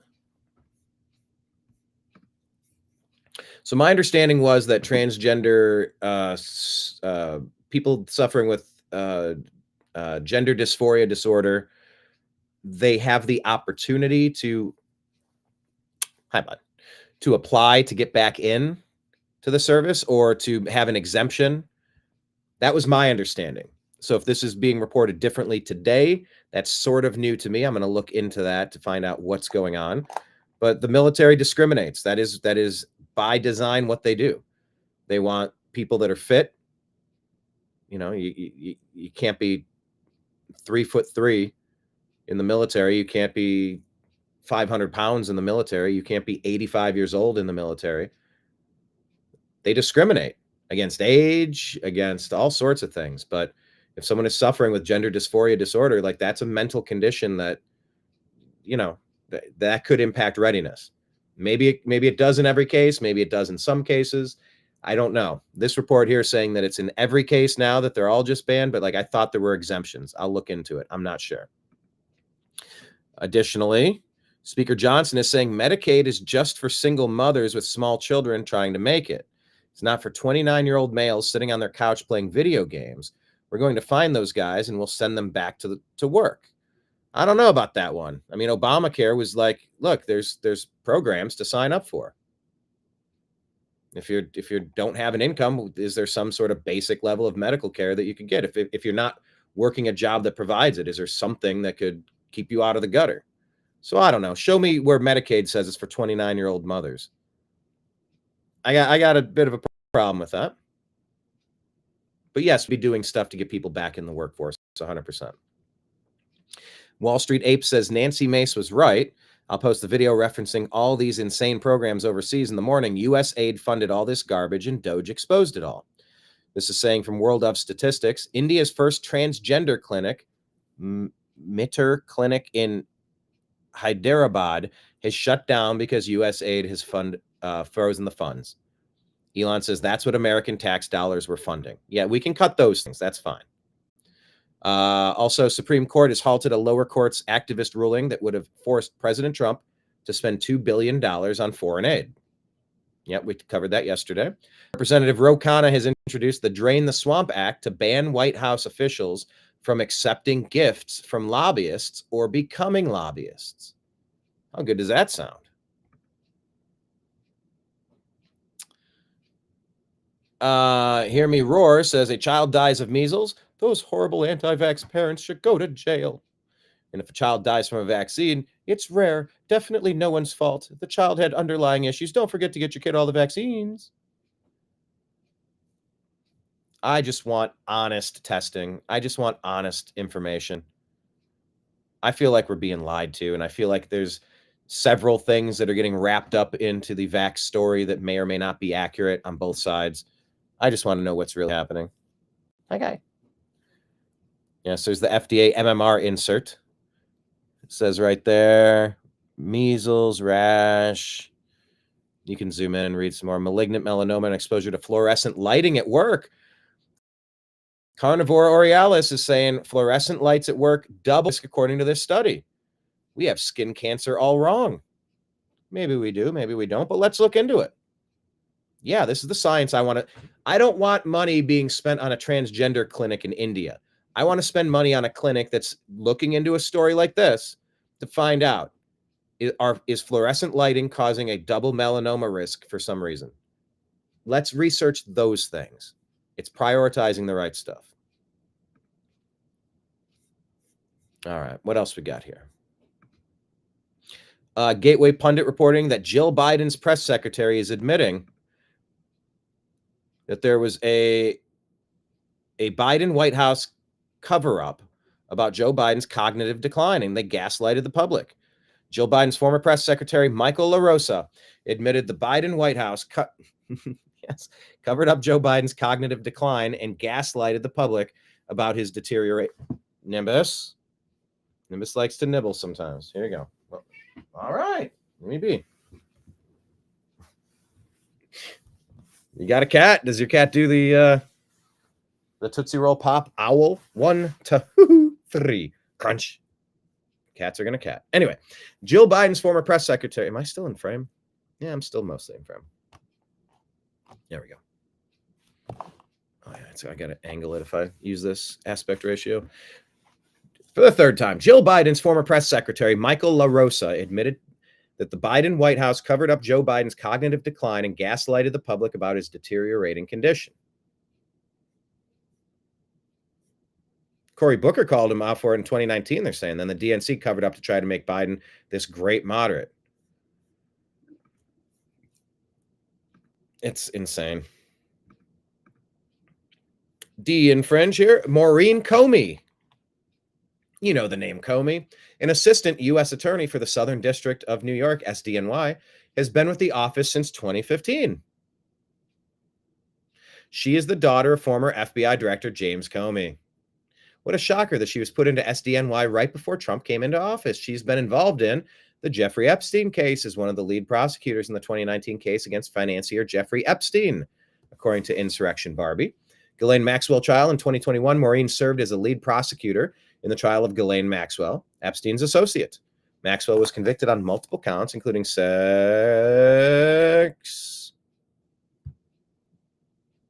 trafficking of minors, and received a 20-year prison sentence.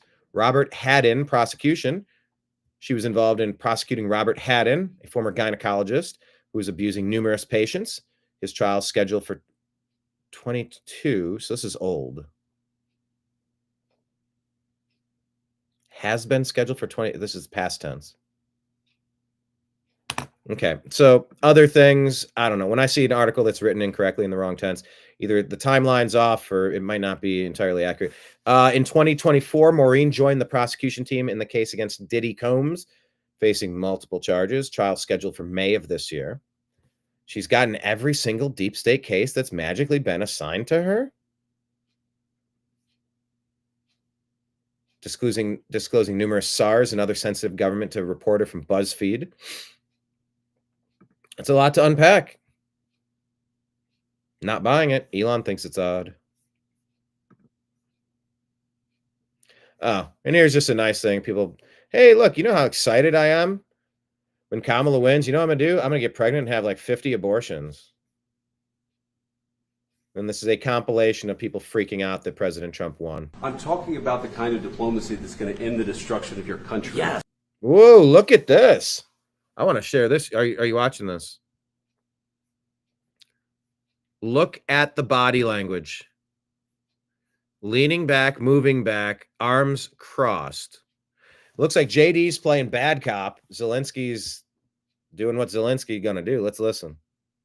But if you Mr. President, with respect, I think it's disrespectful for you to come into the Oval Office and try to litigate this in front of the American media. Right now, you guys are going around and forcing conscripts to the front lines because you have manpower problems. You should be thanking the president for trying to bring an end to this conflict. Have you ever been to Ukraine that you say what problems we have?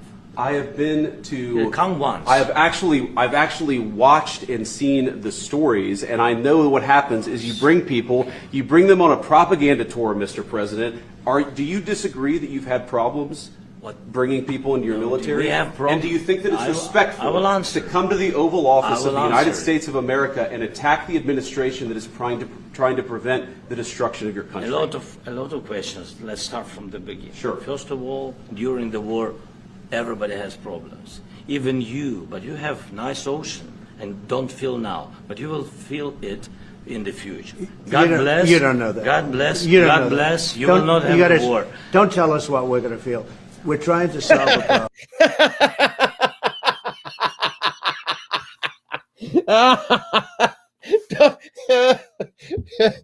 Don't tell us what we're going to feel. You don't know that.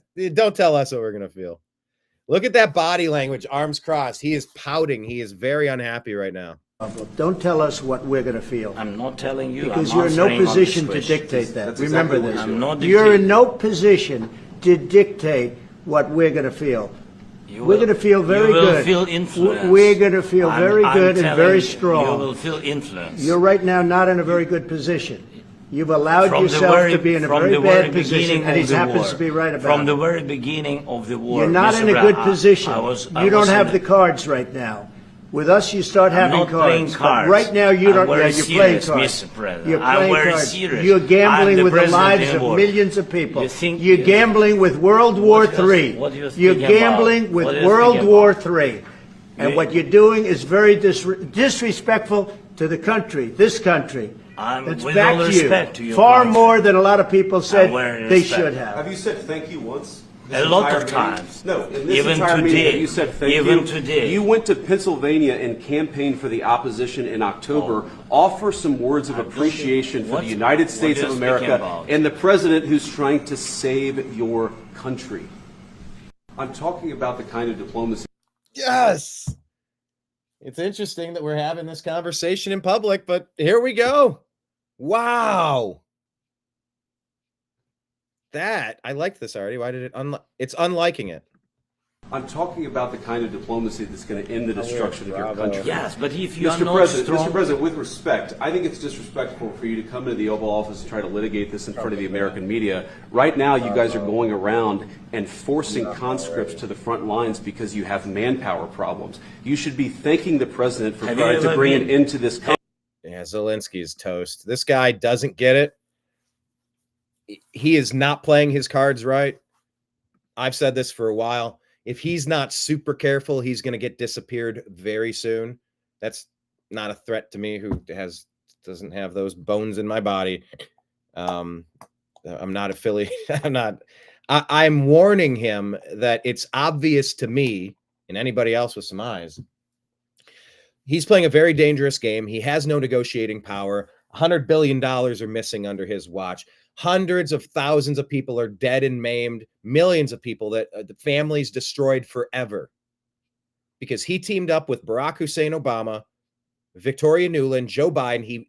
He made the mistake of trusting the Democrats. You should never trust a Democrat. Their policies, their positions, their people, their relentless pursuit of progressivism. Everything has to keep progressing. You're never satisfied with common sense. So you go past common sense protections into Crazyville. People are sick of this. You shouldn't have been pushing all of that NATO stuff right up to the Russian border. You were warned over and over and over and over again, just like if the same thing was happening up in Canada or in Mexico, if it was pushing into our border and we were warning them. At some point, if you're out in the street and somebody encroaches into your personal space, you can't go looking for a problem and then go start a fight. But if something gets within arm's length of you and you feel threatened by, if you feel as though your life is now threatened, you have the obligation to defend yourself. You have the right to defend yourself, but it's an obligation. You say, but my country was attacked. What were you doing with NATO to force the hand here? What were you doing teaming up with the deep state, moving everything up to the Russian border, challenging them, daring them, poking them with a pointy stick? Why did they act the way that they acted? Are you completely innocent of all reason? I have nothing to do with anything. When the coup was staged in Ukraine to put you as the U.S. deep state puppet master in 2014 with Victoria Nuland, Biden, and Obama, You have nothing to do with this. You have no culpability. You have no responsibility for siding with the bad guys. Like J.D. Vance said, you're out campaigning in Pennsylvania for fucking Kamala Harris. Kamala Harris. And then you're going to come to this White House and bark at us what we must and must not do? Buddy, you're way out of line. You've been way out of pocket for a long time. And I don't think you understand that when you teamed up with the United States deep state, they control you. They're in charge. You're not in charge. So you're going to take what the Trump team is offering and you're going to like it. And if you're smart, you're going to show a little humility. You're going to go somewhere, back away, hold an election and say, I tried with what I had at the time. I gave it my all. It's taken so much out of me, like it's taken so much from the residents of this great country. You know, I tried to lead this nation the best I could with what I had. And today I'm deciding that this is going to be I'm wrapping up my term and we're going to open this up to an election. Walk away. Become Homer Simpson and just fade into the bushes at the Flanders house. Just slowly take a few steps backward and just remove yourself from the situation. Whatever you're doing now with 4% approval rating, it's not 4%. It's like 70%. Oh, where'd you see that study? USAID put it together right at the time where he was being called out for being highly unpopular. Yeah, I know. I'll get you lunch. I thought I gave you lunch. Nimbus is ready for lunch. That was an awesome interaction there. I'm very curious to see how this unfolds. Let me get back to our X feed. We will continue on our lightning round and we will start wrapping this up. Yeah, part of the solution.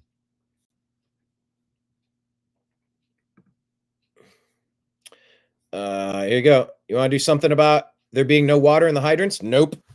Would you like to blame Caruso's private firefighters that didn't use the hydrants? Yes, that's the one. Christopher Cadalago says allies of Karen Bass in California are targeting billionaire mall magnate Caruso's private firefighting crews. Yeah, imagine that. Attacking the people because they're competent. By the way, you know what's competent? Finding $260 million in savings at Housing and Urban Development. Here's Secretary Scott Turner. You know, we have a DOGE task force at HUD, and so we found $260 million in savings and contracts. $4 million of that was in DEI contracts that were for cultural transformation, which has nothing to do with the mission of HUD, and also an additional $1.9 billion in misplaced funds. And so, you know, part of being servant leaders like Brooke and I and our cabinet colleagues is to be good stewards of American taxpayer dollars. You know, we have a... There you go. Very cool. So this is the elaborate prank, the GOP House Judiciary Committee. What is this video about what the topic is? Hang on, let's hear this. Comprised of LCSO, Homeland Security investigators, and the Florida Department of Law Enforcement was responsible for the arrest of, as I said, 19 individuals, 49 contacts for solicitation, 80 contacts. No, this is a different video.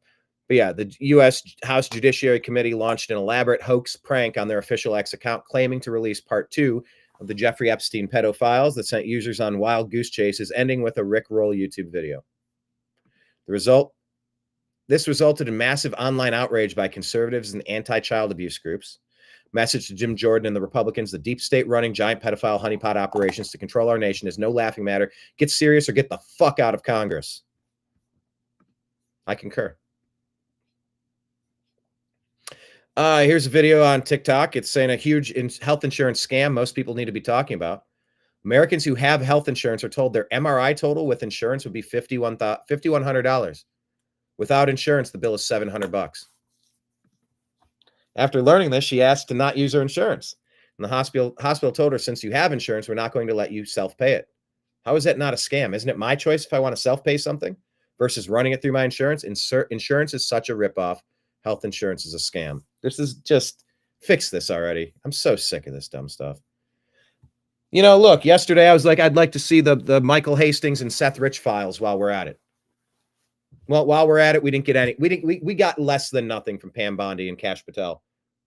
In fact, I would like to see an email from Pam Bondi and Kash Patel telling me 5 things they did last week that resulted in that clusterfuck that we watched, where they gave us redacted 1996 Kinko's 3-ring binders for social media influencers to distribute somehow. I want an email with 5 bullet points from Kash Patel and Pam Bondi telling me what they did last week that led to that fiasco. That was just a middle finger in our face. I want the Seth Rich files. I want the JFK files. And I want them yesterday. That's what we voted for, not this clown show. This just a reminder. Hi, I'm Seth Rich. I was the DNC staffer who gave WikiLeaks the DNC emails proving that they had rigged their primaries against Bernie Sanders in favor of Hillary Clinton. Soon after, I was shot twice in the back and killed. Police are still looking for my murder, and Hillary Clinton invokes my name, calling for gun control. Here's an update on Gene Hackman, the Oscar award-winning actor, dead at 95, but listen to the details. I think I was right to assume that foul play is suspected. Why were early reports saying foul play was not suspected? The Associated Press now looking at the sheriff's search warrant and saying that according to the sheriff, Hackman was found dead on Wednesday. As I mentioned, Hackman was in a mudroom. His wife, Betsy, was found dead in the bathroom next to a space heater. The AP also reporting there was an open prescription bottle and pills scattered, as they put it, on the countertop near Betsy Arakawa. So we're getting developing information. I mean, that kind of sounds like how you'd sprinkle a little crack on them.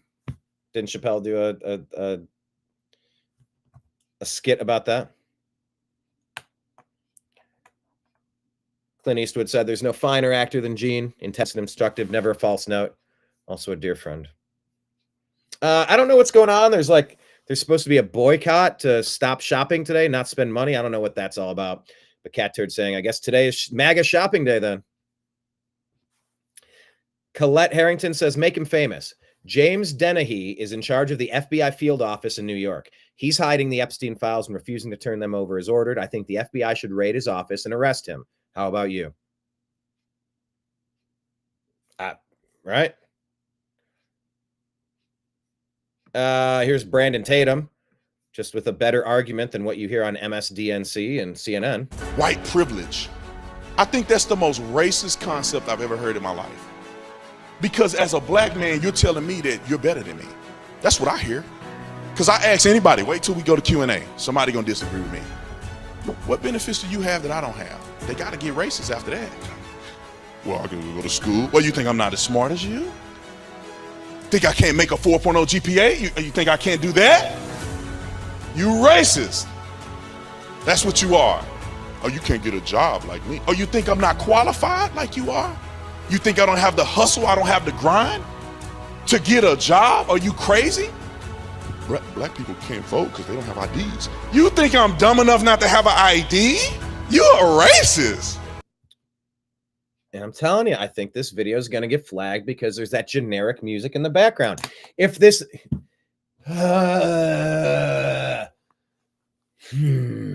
These copyright things are so just, they're irritating. As a musician, I understand protecting your work, but like, aren't these licensed pieces of music? Aren't these licensed clips of music? They're just like public domain, generic that we can all use. And if they're not, why are you using them? And even if we are, I don't give a shit about the music. I'm trying to hear what this guy's saying. I want to hear these 90 seconds. I don't care about the music. You want to put a little label at the bottom that says, here's where you buy this orchestral generic music, this rising thematic compilation in the back. Fine. I've just been dealing with a lot of copyright claims.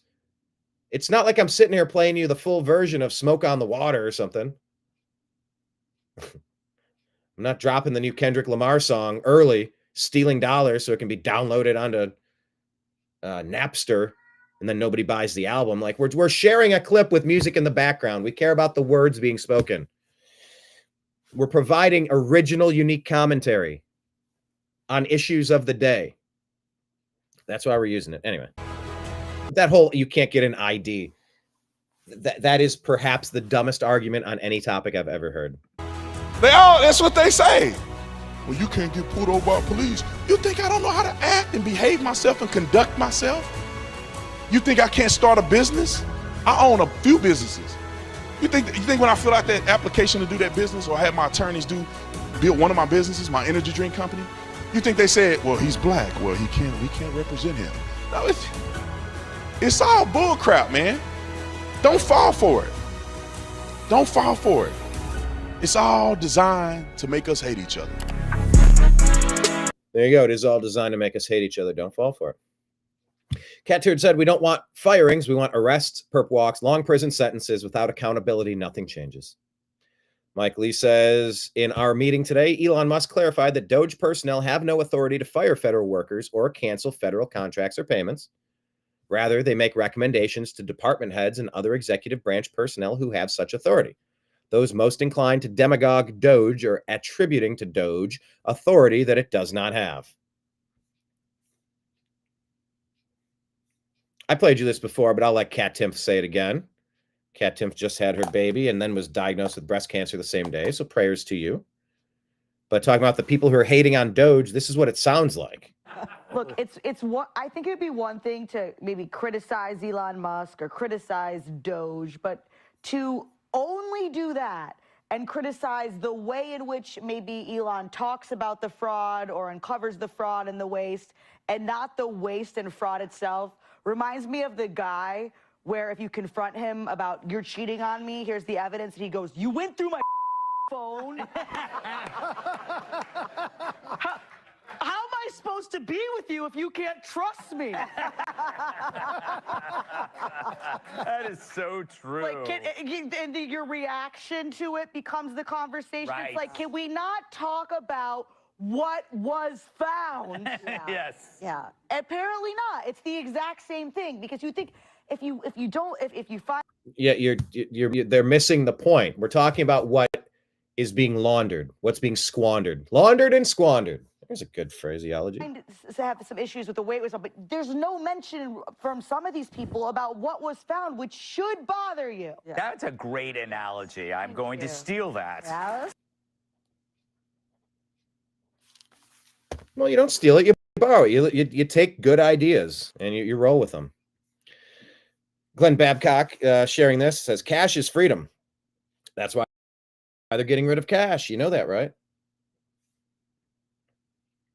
Marco Rubio is hosting Mexican Foreign Secretary Juan Ramon, according to the Epoch Times. We got some business with Mexico, that's for damn sure.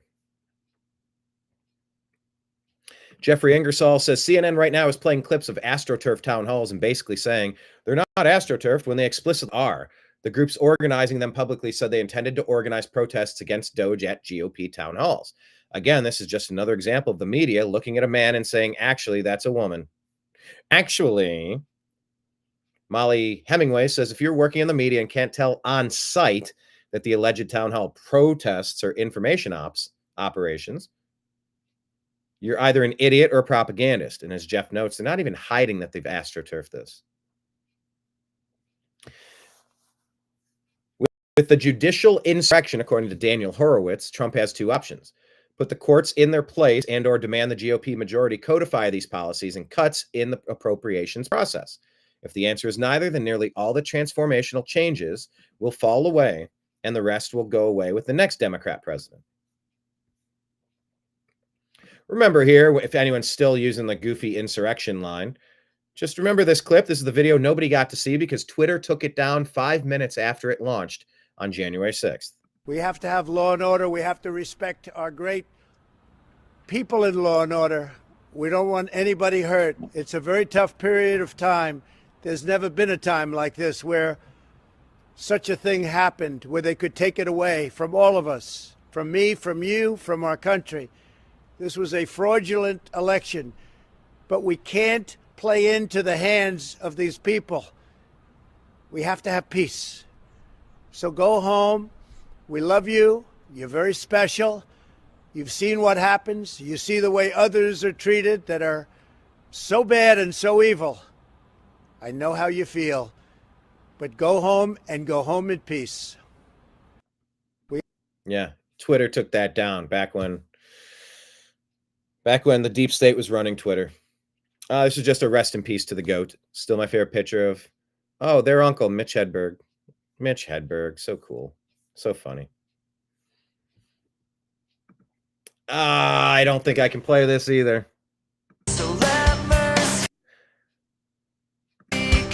So this is the best use of this meme template. Look at his face. Michael Bay.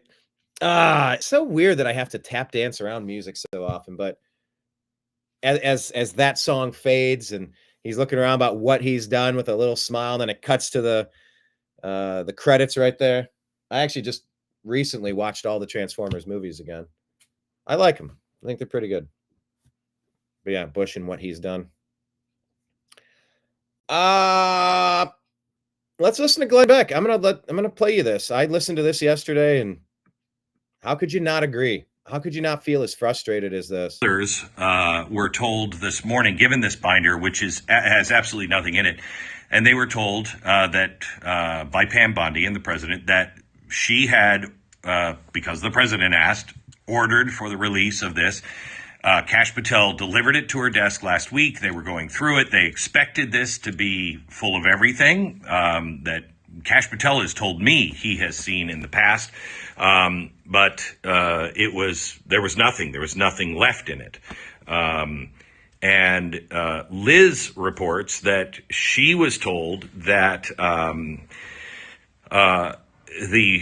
the feeling from Pam Bondi and others is that the Southern District of New York, the FBI in the Southern District of New York, actually has the tapes and everything else and will not turn it over to the White House or to Pam Bondi. If that is true, and I understand Liz correctly, and Liz is going to be on my radio program tomorrow and my podcast tomorrow to talk about her experience. If that indeed is true, then we have a civil war on our hands, an internal civil war. You have a duly elected president, his duly elected confirmed leaders of the FBI and the Department of Justice, and then you have the Southern District of New York FBI and Department of Justice bucking the orders of the president and their direct bosses. There is no other way to describe it. If that is true, there is no other way to describe it than you have departments under the president that are in complete rebellion. And that would have to be, I mean, that's not something you take a Doge scalpel to. That's something you take an axe to. You send in the Marines, you lock the building, you move everyone into processing, you send them to Gitmo for interrogation. Like, that's an actual coup against the United States right there. I know, Nimbus, you're right. And you cut it out because that's a cancer, and it is a rebellious cancer, and honestly, a civil war against the president and his duly processed appointees.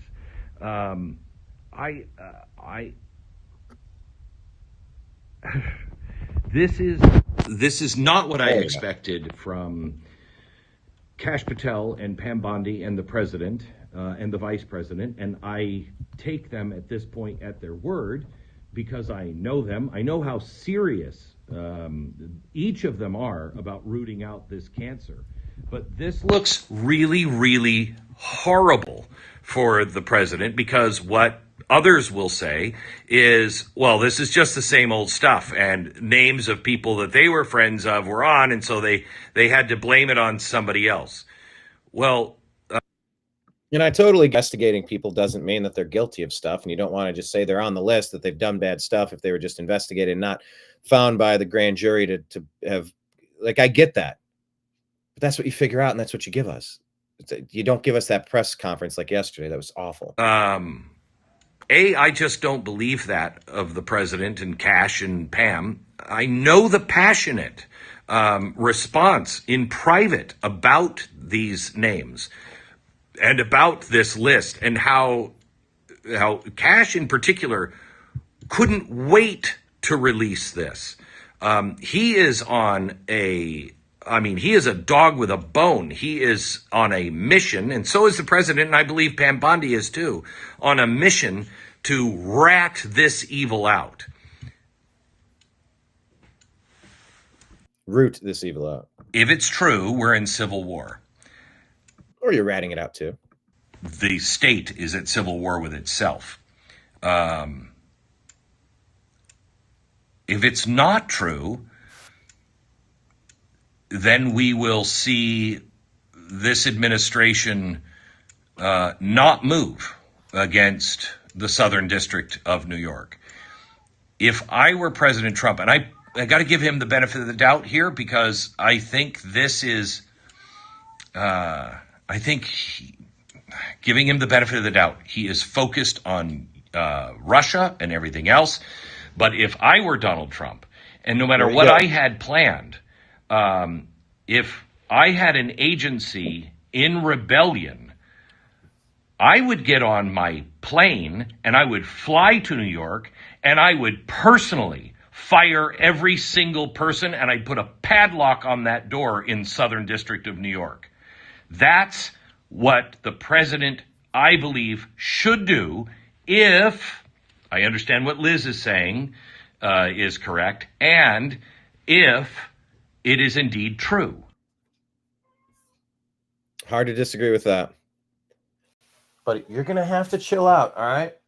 Another couple minutes, okay? Byron Donalds is exposing that FEMA is still paying out another $50 billion for COVID. Major disaster declarations, some of which have occurred 20 years ago. One of the GAO recommendations is in this year's high-risk report is that FEMA should identify and document lessons learned related to estimating obligations for catastrophic disasters. Can you expand upon this? Yeah, I'll ask Mr. Curry's our expert. Sure. Mr. Curry, thank you. Sure. FEMA's always struggled with this because they don't know how much they're going to need in a particular year. And then when you have a catastrophic disaster season like you had last year in your home state with Helene and Milton, that throws everything off. But COVID really threw this off because FEMA did not expect to spend what it spent on COVID. At the end of this year, it's going to have spent well north of $150 billion on COVID. And what that's done is it's sort of thrown all the estimates off. It's gone up over time, which affects their estimates moving forward. And they're spent way more than they thought they were going to have to spend on that. And that's one of the reasons that the Disaster Relief Fund is in this constant negative situation. It's supposed to be, actually, it's going to be $12 billion underwater already at the end of September, even after the supplemental appropriation that you all provided it late last year. So FEMA's not to cut you off, but to go down this line of that we're talking about, is FEMA still having to make payments out associated with COVID-19? Absolutely, they're still making payments. Do you have an estimate of how much FEMA is still appropriating out because of COVID-19? Well, last time I checked, which was at the end of February, they were upwards of $130 billion they'd have paid out, and they expect to spend over $150 billion at the end of fiscal year. They also told us they expect the disaster to run through the end of FY26 next year and spend almost $180 billion on that. So they're still reimbursing state and local governments for that. Okay, so they're expected to spend another $180 billion reimbursing state and local governments for COVID-19, and that's a stretch? Sorry, another $50 billion. Oh, another $50 billion to take it to $180 billion. Exactly. Okay, all right. Thank you for that. I appreciate that. I'm out of my time. Thank you so much, Mr. Chairman. Mr. Daddario, thank you for your time and your... That's wild. We're still doing that. Cheryl Atkinson saying, I would assume anything that guilty parties don't want released was destroyed from the Epstein files long ago, or at least put in a place where other folks can never get to it. They've had years to prepare to make the worst material disappear. And we said, cool story. Send in the Marines. I just like, what? Who's in charge? Yeah, Pam Bondi needs to send in things she did last week. Bondi and Cash, 5 things last week email.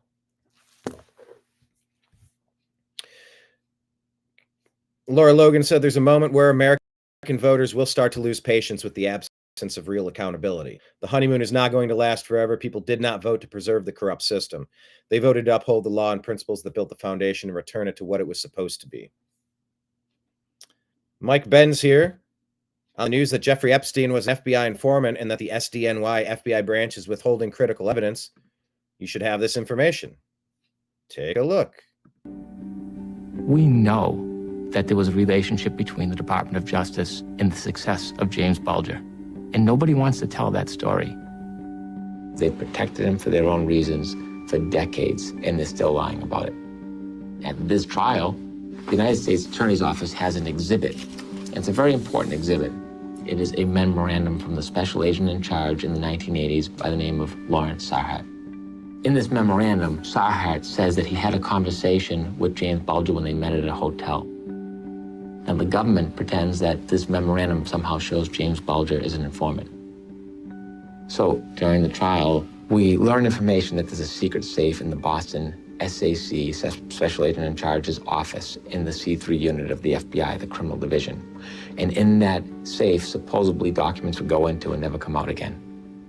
We also learned that there was a secretary who had worked for decades in the Boston FBI. She's 82 years old and still working for the Boston FBI. So she is the person who knows whether or not a secret safe exists.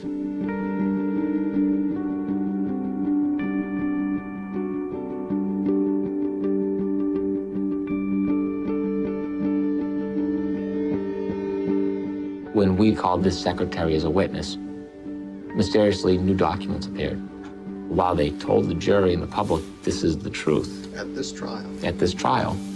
What we learned when we called the secretary is there were other documents that existed. The same exact memo that the government introduced at this trial from the same person, an exact copy of it. We learned that the memo was not complete because there's an observation section. Mr. Sarhart says, I am not certain that I am convinced the informant is telling the full story of his involvement. Consideration should be given to closing him and making him a target. So what did they do with this information? Well, the government at this trial leaves that part out until we expose it. What else did they do with the information back in 1980? Well, we'd learn from the secretary exactly what they did with that information. The actual memorandum that was given to her, she put in an envelope by direction of Mr. Sarhart and put in the safe. And it says, strictly eyes only. Nobody other than the special agent in charge should see it. And anytime a new special agent in charge would come in and take the place of an old one who was resigning or moving on, she would tell them about this document in the safe. And it stayed in that safe for generations of special agents in charge when they took each other's spot. And one special agent in charge said, get rid of this or we'll all get fired. What could be so terrible about this document that they would lose their job? That James Bulger was an informant? Would that be so terrible everybody would get fired? Or that they knew he wasn't an informant? They knew that he should have been targeted and he was being protected.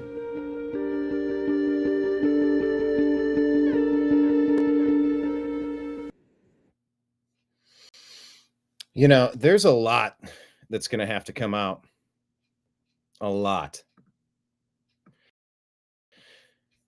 To understand where we're at and how we get on track, if that's even possible. What's up, Jeremiah? Hello, bro.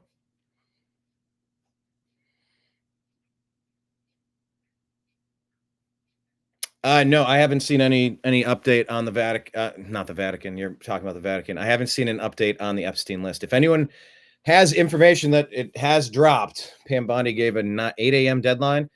It's 2 p.m. Eastern Pacific. So I'm sorry, Eastern Standard Time. So yeah, if something drops, let me know. Otherwise, I'm just assuming they don't have anything and I don't know what's going on.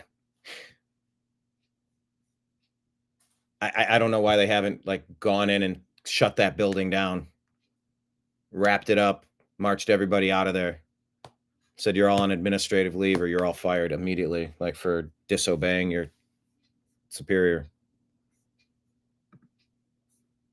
All right, here, take a listen to this as we're kind of trying to understand what type of world we're living in. The following directive was issued from party headquarters to all communists in the United States. It read, when certain obstructionists become too irritating, label them as fascist or Nazi or anti-Semitic. In the public mind, constantly associate those who oppose us with those names which already have a bad smell. The association will, after enough repetition, become fact in the public mind. Fascist. Fascist. Fascist political party. Radicals on the far right. Anti-Semitic. Anti-Semitic. Xenophobic. Transphobic. Uncle Tom's White supremacist. Domestic terrorist. Neo-Nazi organizer. Nazis. You are an anti-vaxxer. Anti-vaxxers. Racist. Racist. Racist. A racist. The following directive. Did you catch all that? That's what we're trying to get out. The FBI is hiding evidence of being the FBI. Zero Hedge article here. RFK is saying under the well, let's just, this is probably what killed my brother. And I'll never let Fauci and Biden and this criminal cabal live it down. I will work tirelessly to see that justice is brought upon these murderers. But here's RFK saying it, not me. Right. Oh, the federal law, he had to kill ivermectin and hydroxychloroquine because under the federal law, you cannot give emergency use authorization to a vaccine if there is an approved drug approved for any purpose that is demonstrated to be effective against the target disease. And by the way, all it would have took under federal law was to say under this novel and urgent situation, we will in this one case allow therapeutic options to exist while continuing to grant emergency use authorization of the blanket liability protections at the same time. Except they could have, should have done that. That is demonstrated to be effective against the target disease. So if anybody had shown that ivermectin or hydroxychloroquine, or if, let's say, if Fauci had acknowledged that ivermectin or hydroxychloroquine. Right, because clearly we have, hundreds, if not thousands of studies at this point around the world showing exactly that, but he's not giving it the check of approval.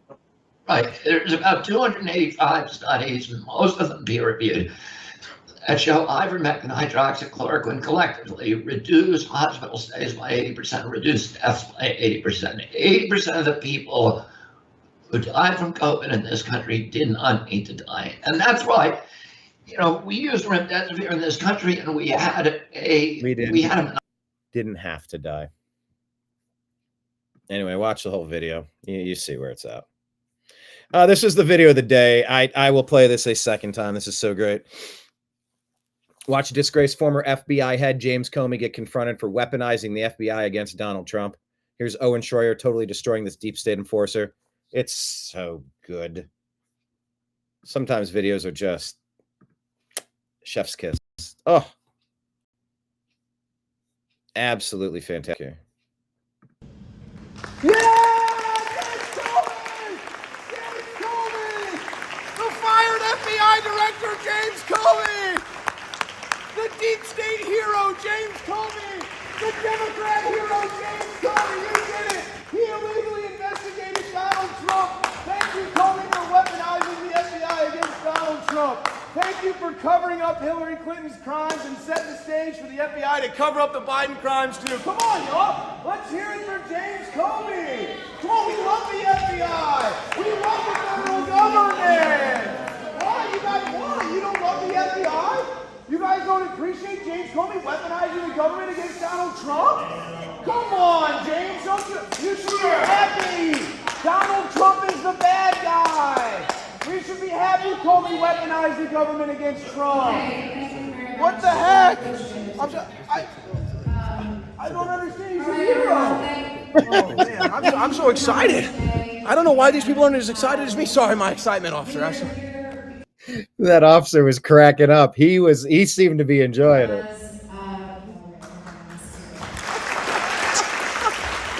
So good. I feel like I totally missed it. It was obvious it should be a woman as the protagonist. And so I couldn't go to the trial. That's the leave. To get to actually see the discreet for me. whole. He just disrupted. She'd like this occasion for me. And oh, you'd like me to leave? Oh, she'd like me to leave. She'd like me to. Comey can stay though, right? Comey's cool, right? We love James Comey. He didn't disrupt the library. James Comey. He just disrupted the whole. He just disrupted the whole country. Yeah, he didn't disrupt the library. James Comey just disrupted the entire country and a presidential election and a presidential term for Donald Trump. So, but wow, I mean, my heart is just fluttering that I got to see James Comey. Alert! That was so good. That's friggin' fantastic. Yeah, here, remember the CNN filter scam when CNN used a green yellow filter on Rogan's video trying to make him look ill because he wasn't getting vaccinated, but he was taking ivermectin and other helpful and safe medicines? Look at that. They put this filter on to make him look sick. He's not. You don't hate the lying legacy media enough. Here's James Comey bragging about being a dirty cop. Why didn't the FBI release their files? Well, we got dirty cops in there. It's hard to imagine 2 FBI agents ending up in the sit room. How did that happen? I sent them.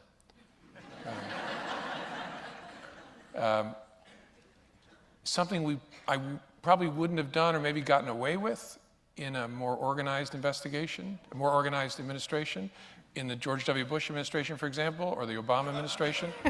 The protocol, 2 men that all of us have perhaps increased appreciation for over the last 2 years. And in both of those administrations, there was process. And so if the FBI wanted to send agents into the White House itself to interview a senior official, you would work through the White House counsel, and there'd be discussions and approvals and who would be there.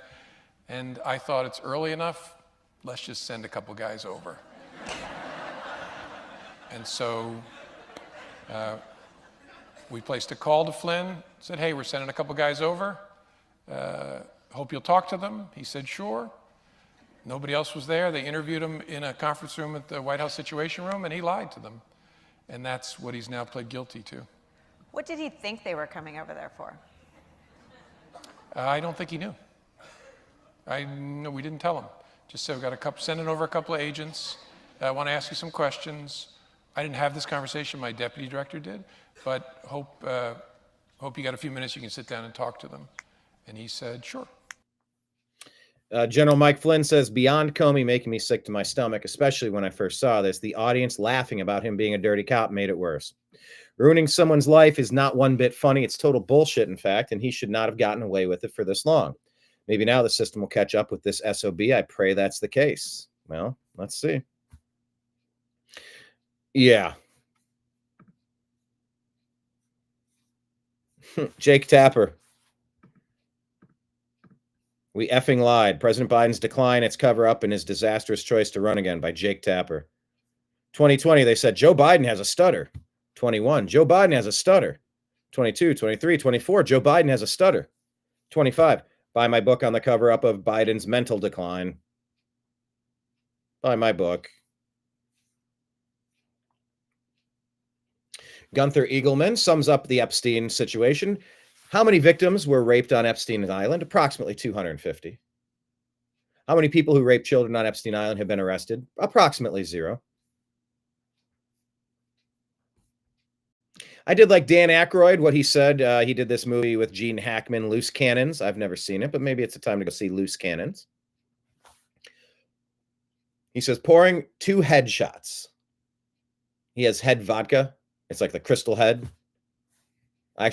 Fun fact, I actually got to dine at Dan Aykroyd's private table at House of Blues Hollywood on a night where, unbeknownst to me, I'd never heard of Haley Reinhart, but from being outside, it was kind of like the main room was here, and then off in there was another door to like a private dining area where we were at. It was really neat. It was his personal place. I think it's his. He was a co-owner of that place or something. I think they shut it down. But from the other room, I could hear Haley Reinhart singing. I was like, what is going on in there? And I like a siren song. I just like floated into the other room. I'm watching, and the dude playing stand-up bass with them, like kind of Scott Bradley postmodern jukebox style. I was just so impressed. I'm like, wow. I had to talk to her after it. I didn't know she was like famous or something. But I was just like, you were great. And I know great. Like there's a lot of mediocre, there's a lot of bad, there's a lot of cringe, there's a lot of some of it's okay, some of it's crap. That was all sorts of great. Oh my God, keep it up. I didn't know she was very famous. But anyway, so I got a little connection with Dan Aykroyd. I'd like to actually interview Dan Aykroyd. He's been on Coast to Coast several times. A lot of good UFO talk. Very sharp guy.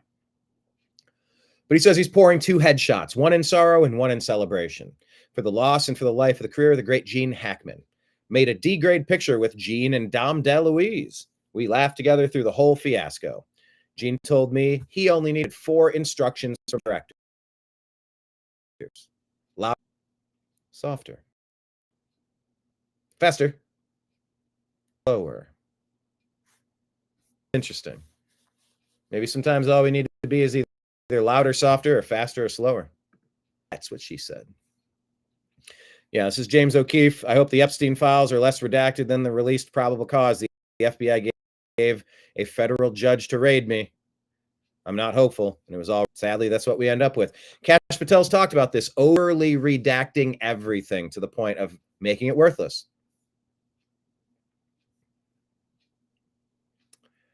So about being slow walked into the James Comey investigation. Why are we? While we're all anxiously waiting for the Epstein list, this massive bombshell dropped. The FBI has opened an investigation into the disgraced, traitorous former FBI Director James Comey. Is Comey the first arrest? Planned to infiltrate President Trump's first campaign by using 2 undercover agents in a so-called honeypot operation? Incredible. This is big. Under the leadership of new FBI Director Kash Patel and Deputy Director Dan Bongino, This is exactly what we voted for. Bravo, gentlemen. The Bureau has reportedly launched an investigation into the agency's plan to infiltrate President Trump's first campaign using 2 female undercover agents. And the Attorney General knows that. We don't spy on people. If we want to surveil people electronically, we go to a federal judge and make a showing of probable cause and get a warrant. That's the FBI's business. That's laughable. What you meant to say was, you go to a corrupt judge to get corrupted warrants to perform corrupt activities, like spying on President Trump. FISA was exposed. Are we finally going to see some accountability? The program was launched in 2015 by then FBI Director James Comey. Did the FBI spy on the Trump campaign? No. The honeypot scheme was actually kept off the books, and according to a whistleblower, Comey's investigation was separate from Crossfire Hurricane. So since Comey kept his illegal Trump spy operation off the books, Huber never looked into it. Does this mean we're going back to the beginning of this whole deep state attempt to take down Trump and make sure no outsider ever tries to take power from them and their overlords ever again? This is huge. Did President Obama or any of his attorney generals direct you to spy on the Trump campaign? No, never. Never asked you? Never said, hey, take a look at this? Ever. Never. We don't believe you, Jimmy. The case had no predicated foundation, so Comey personally directed the investigation without creating an official case file. Did the FBI spy on the Trump campaign? No.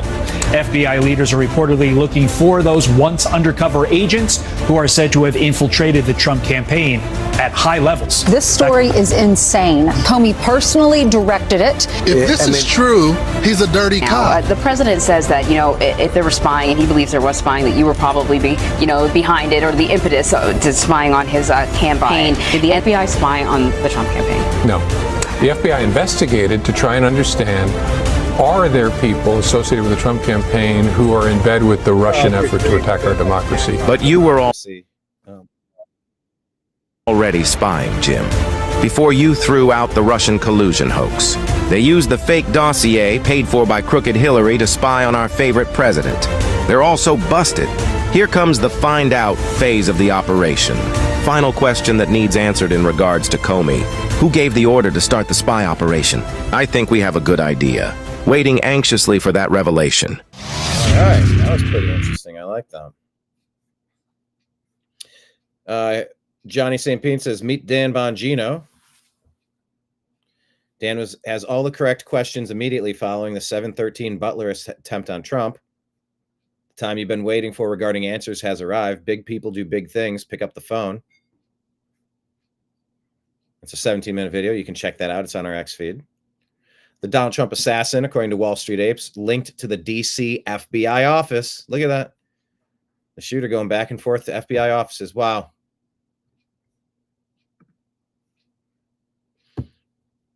Connections to the FBI found through in-depth analysis of mobile ad data to track movements of Crooks and his associates. They tracked devices that regularly visited both Crooks's home and the place of work and followed them. Visiting a building in D.C. located in Gallery Place, the same vicinity of an FBI office, on June 26, 23.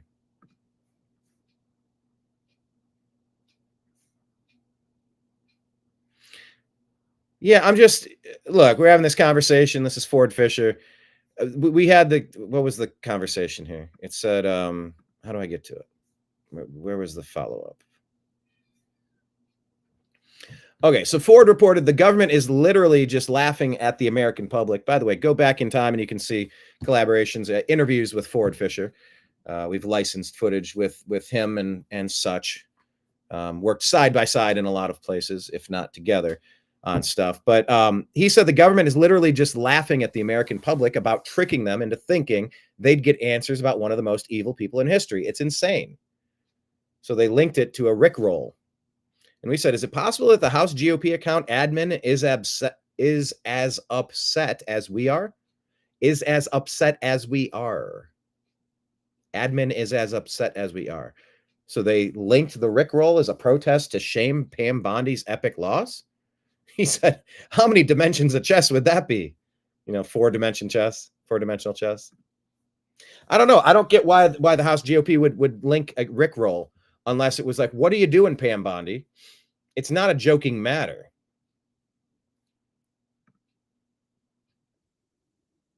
Brian here with the new American media yesterday, but the only person that we connected with.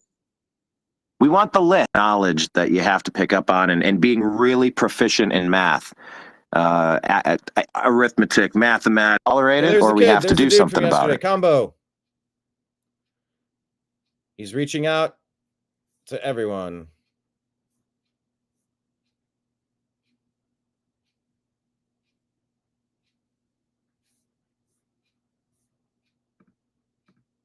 There you go. I'm going to say, spoke with Combo yesterday.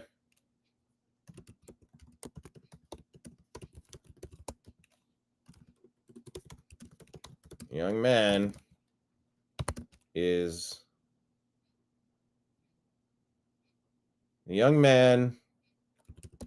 destined for greatness. There we go. He said he was a 6th grade young man going to school, wants to become an engineer or wants to become a architect. So we shared his stuff. You can follow him. I just shared his stuff.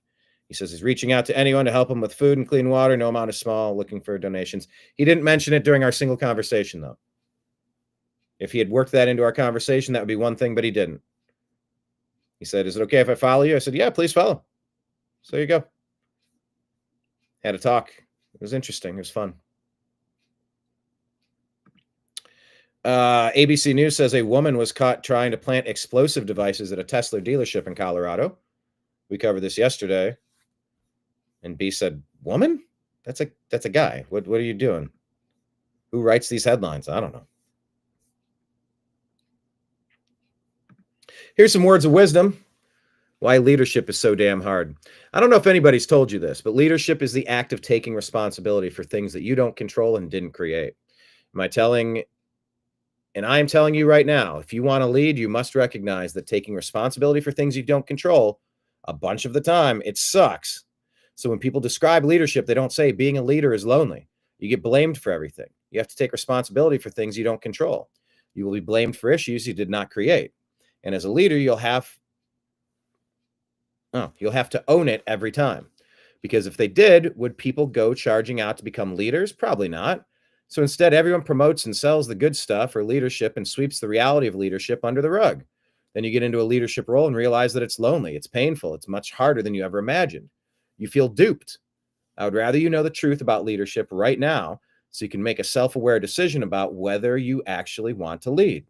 I'm here to tell you, if your mission is worth it and you love the people you're around, then make a decision to become a leader.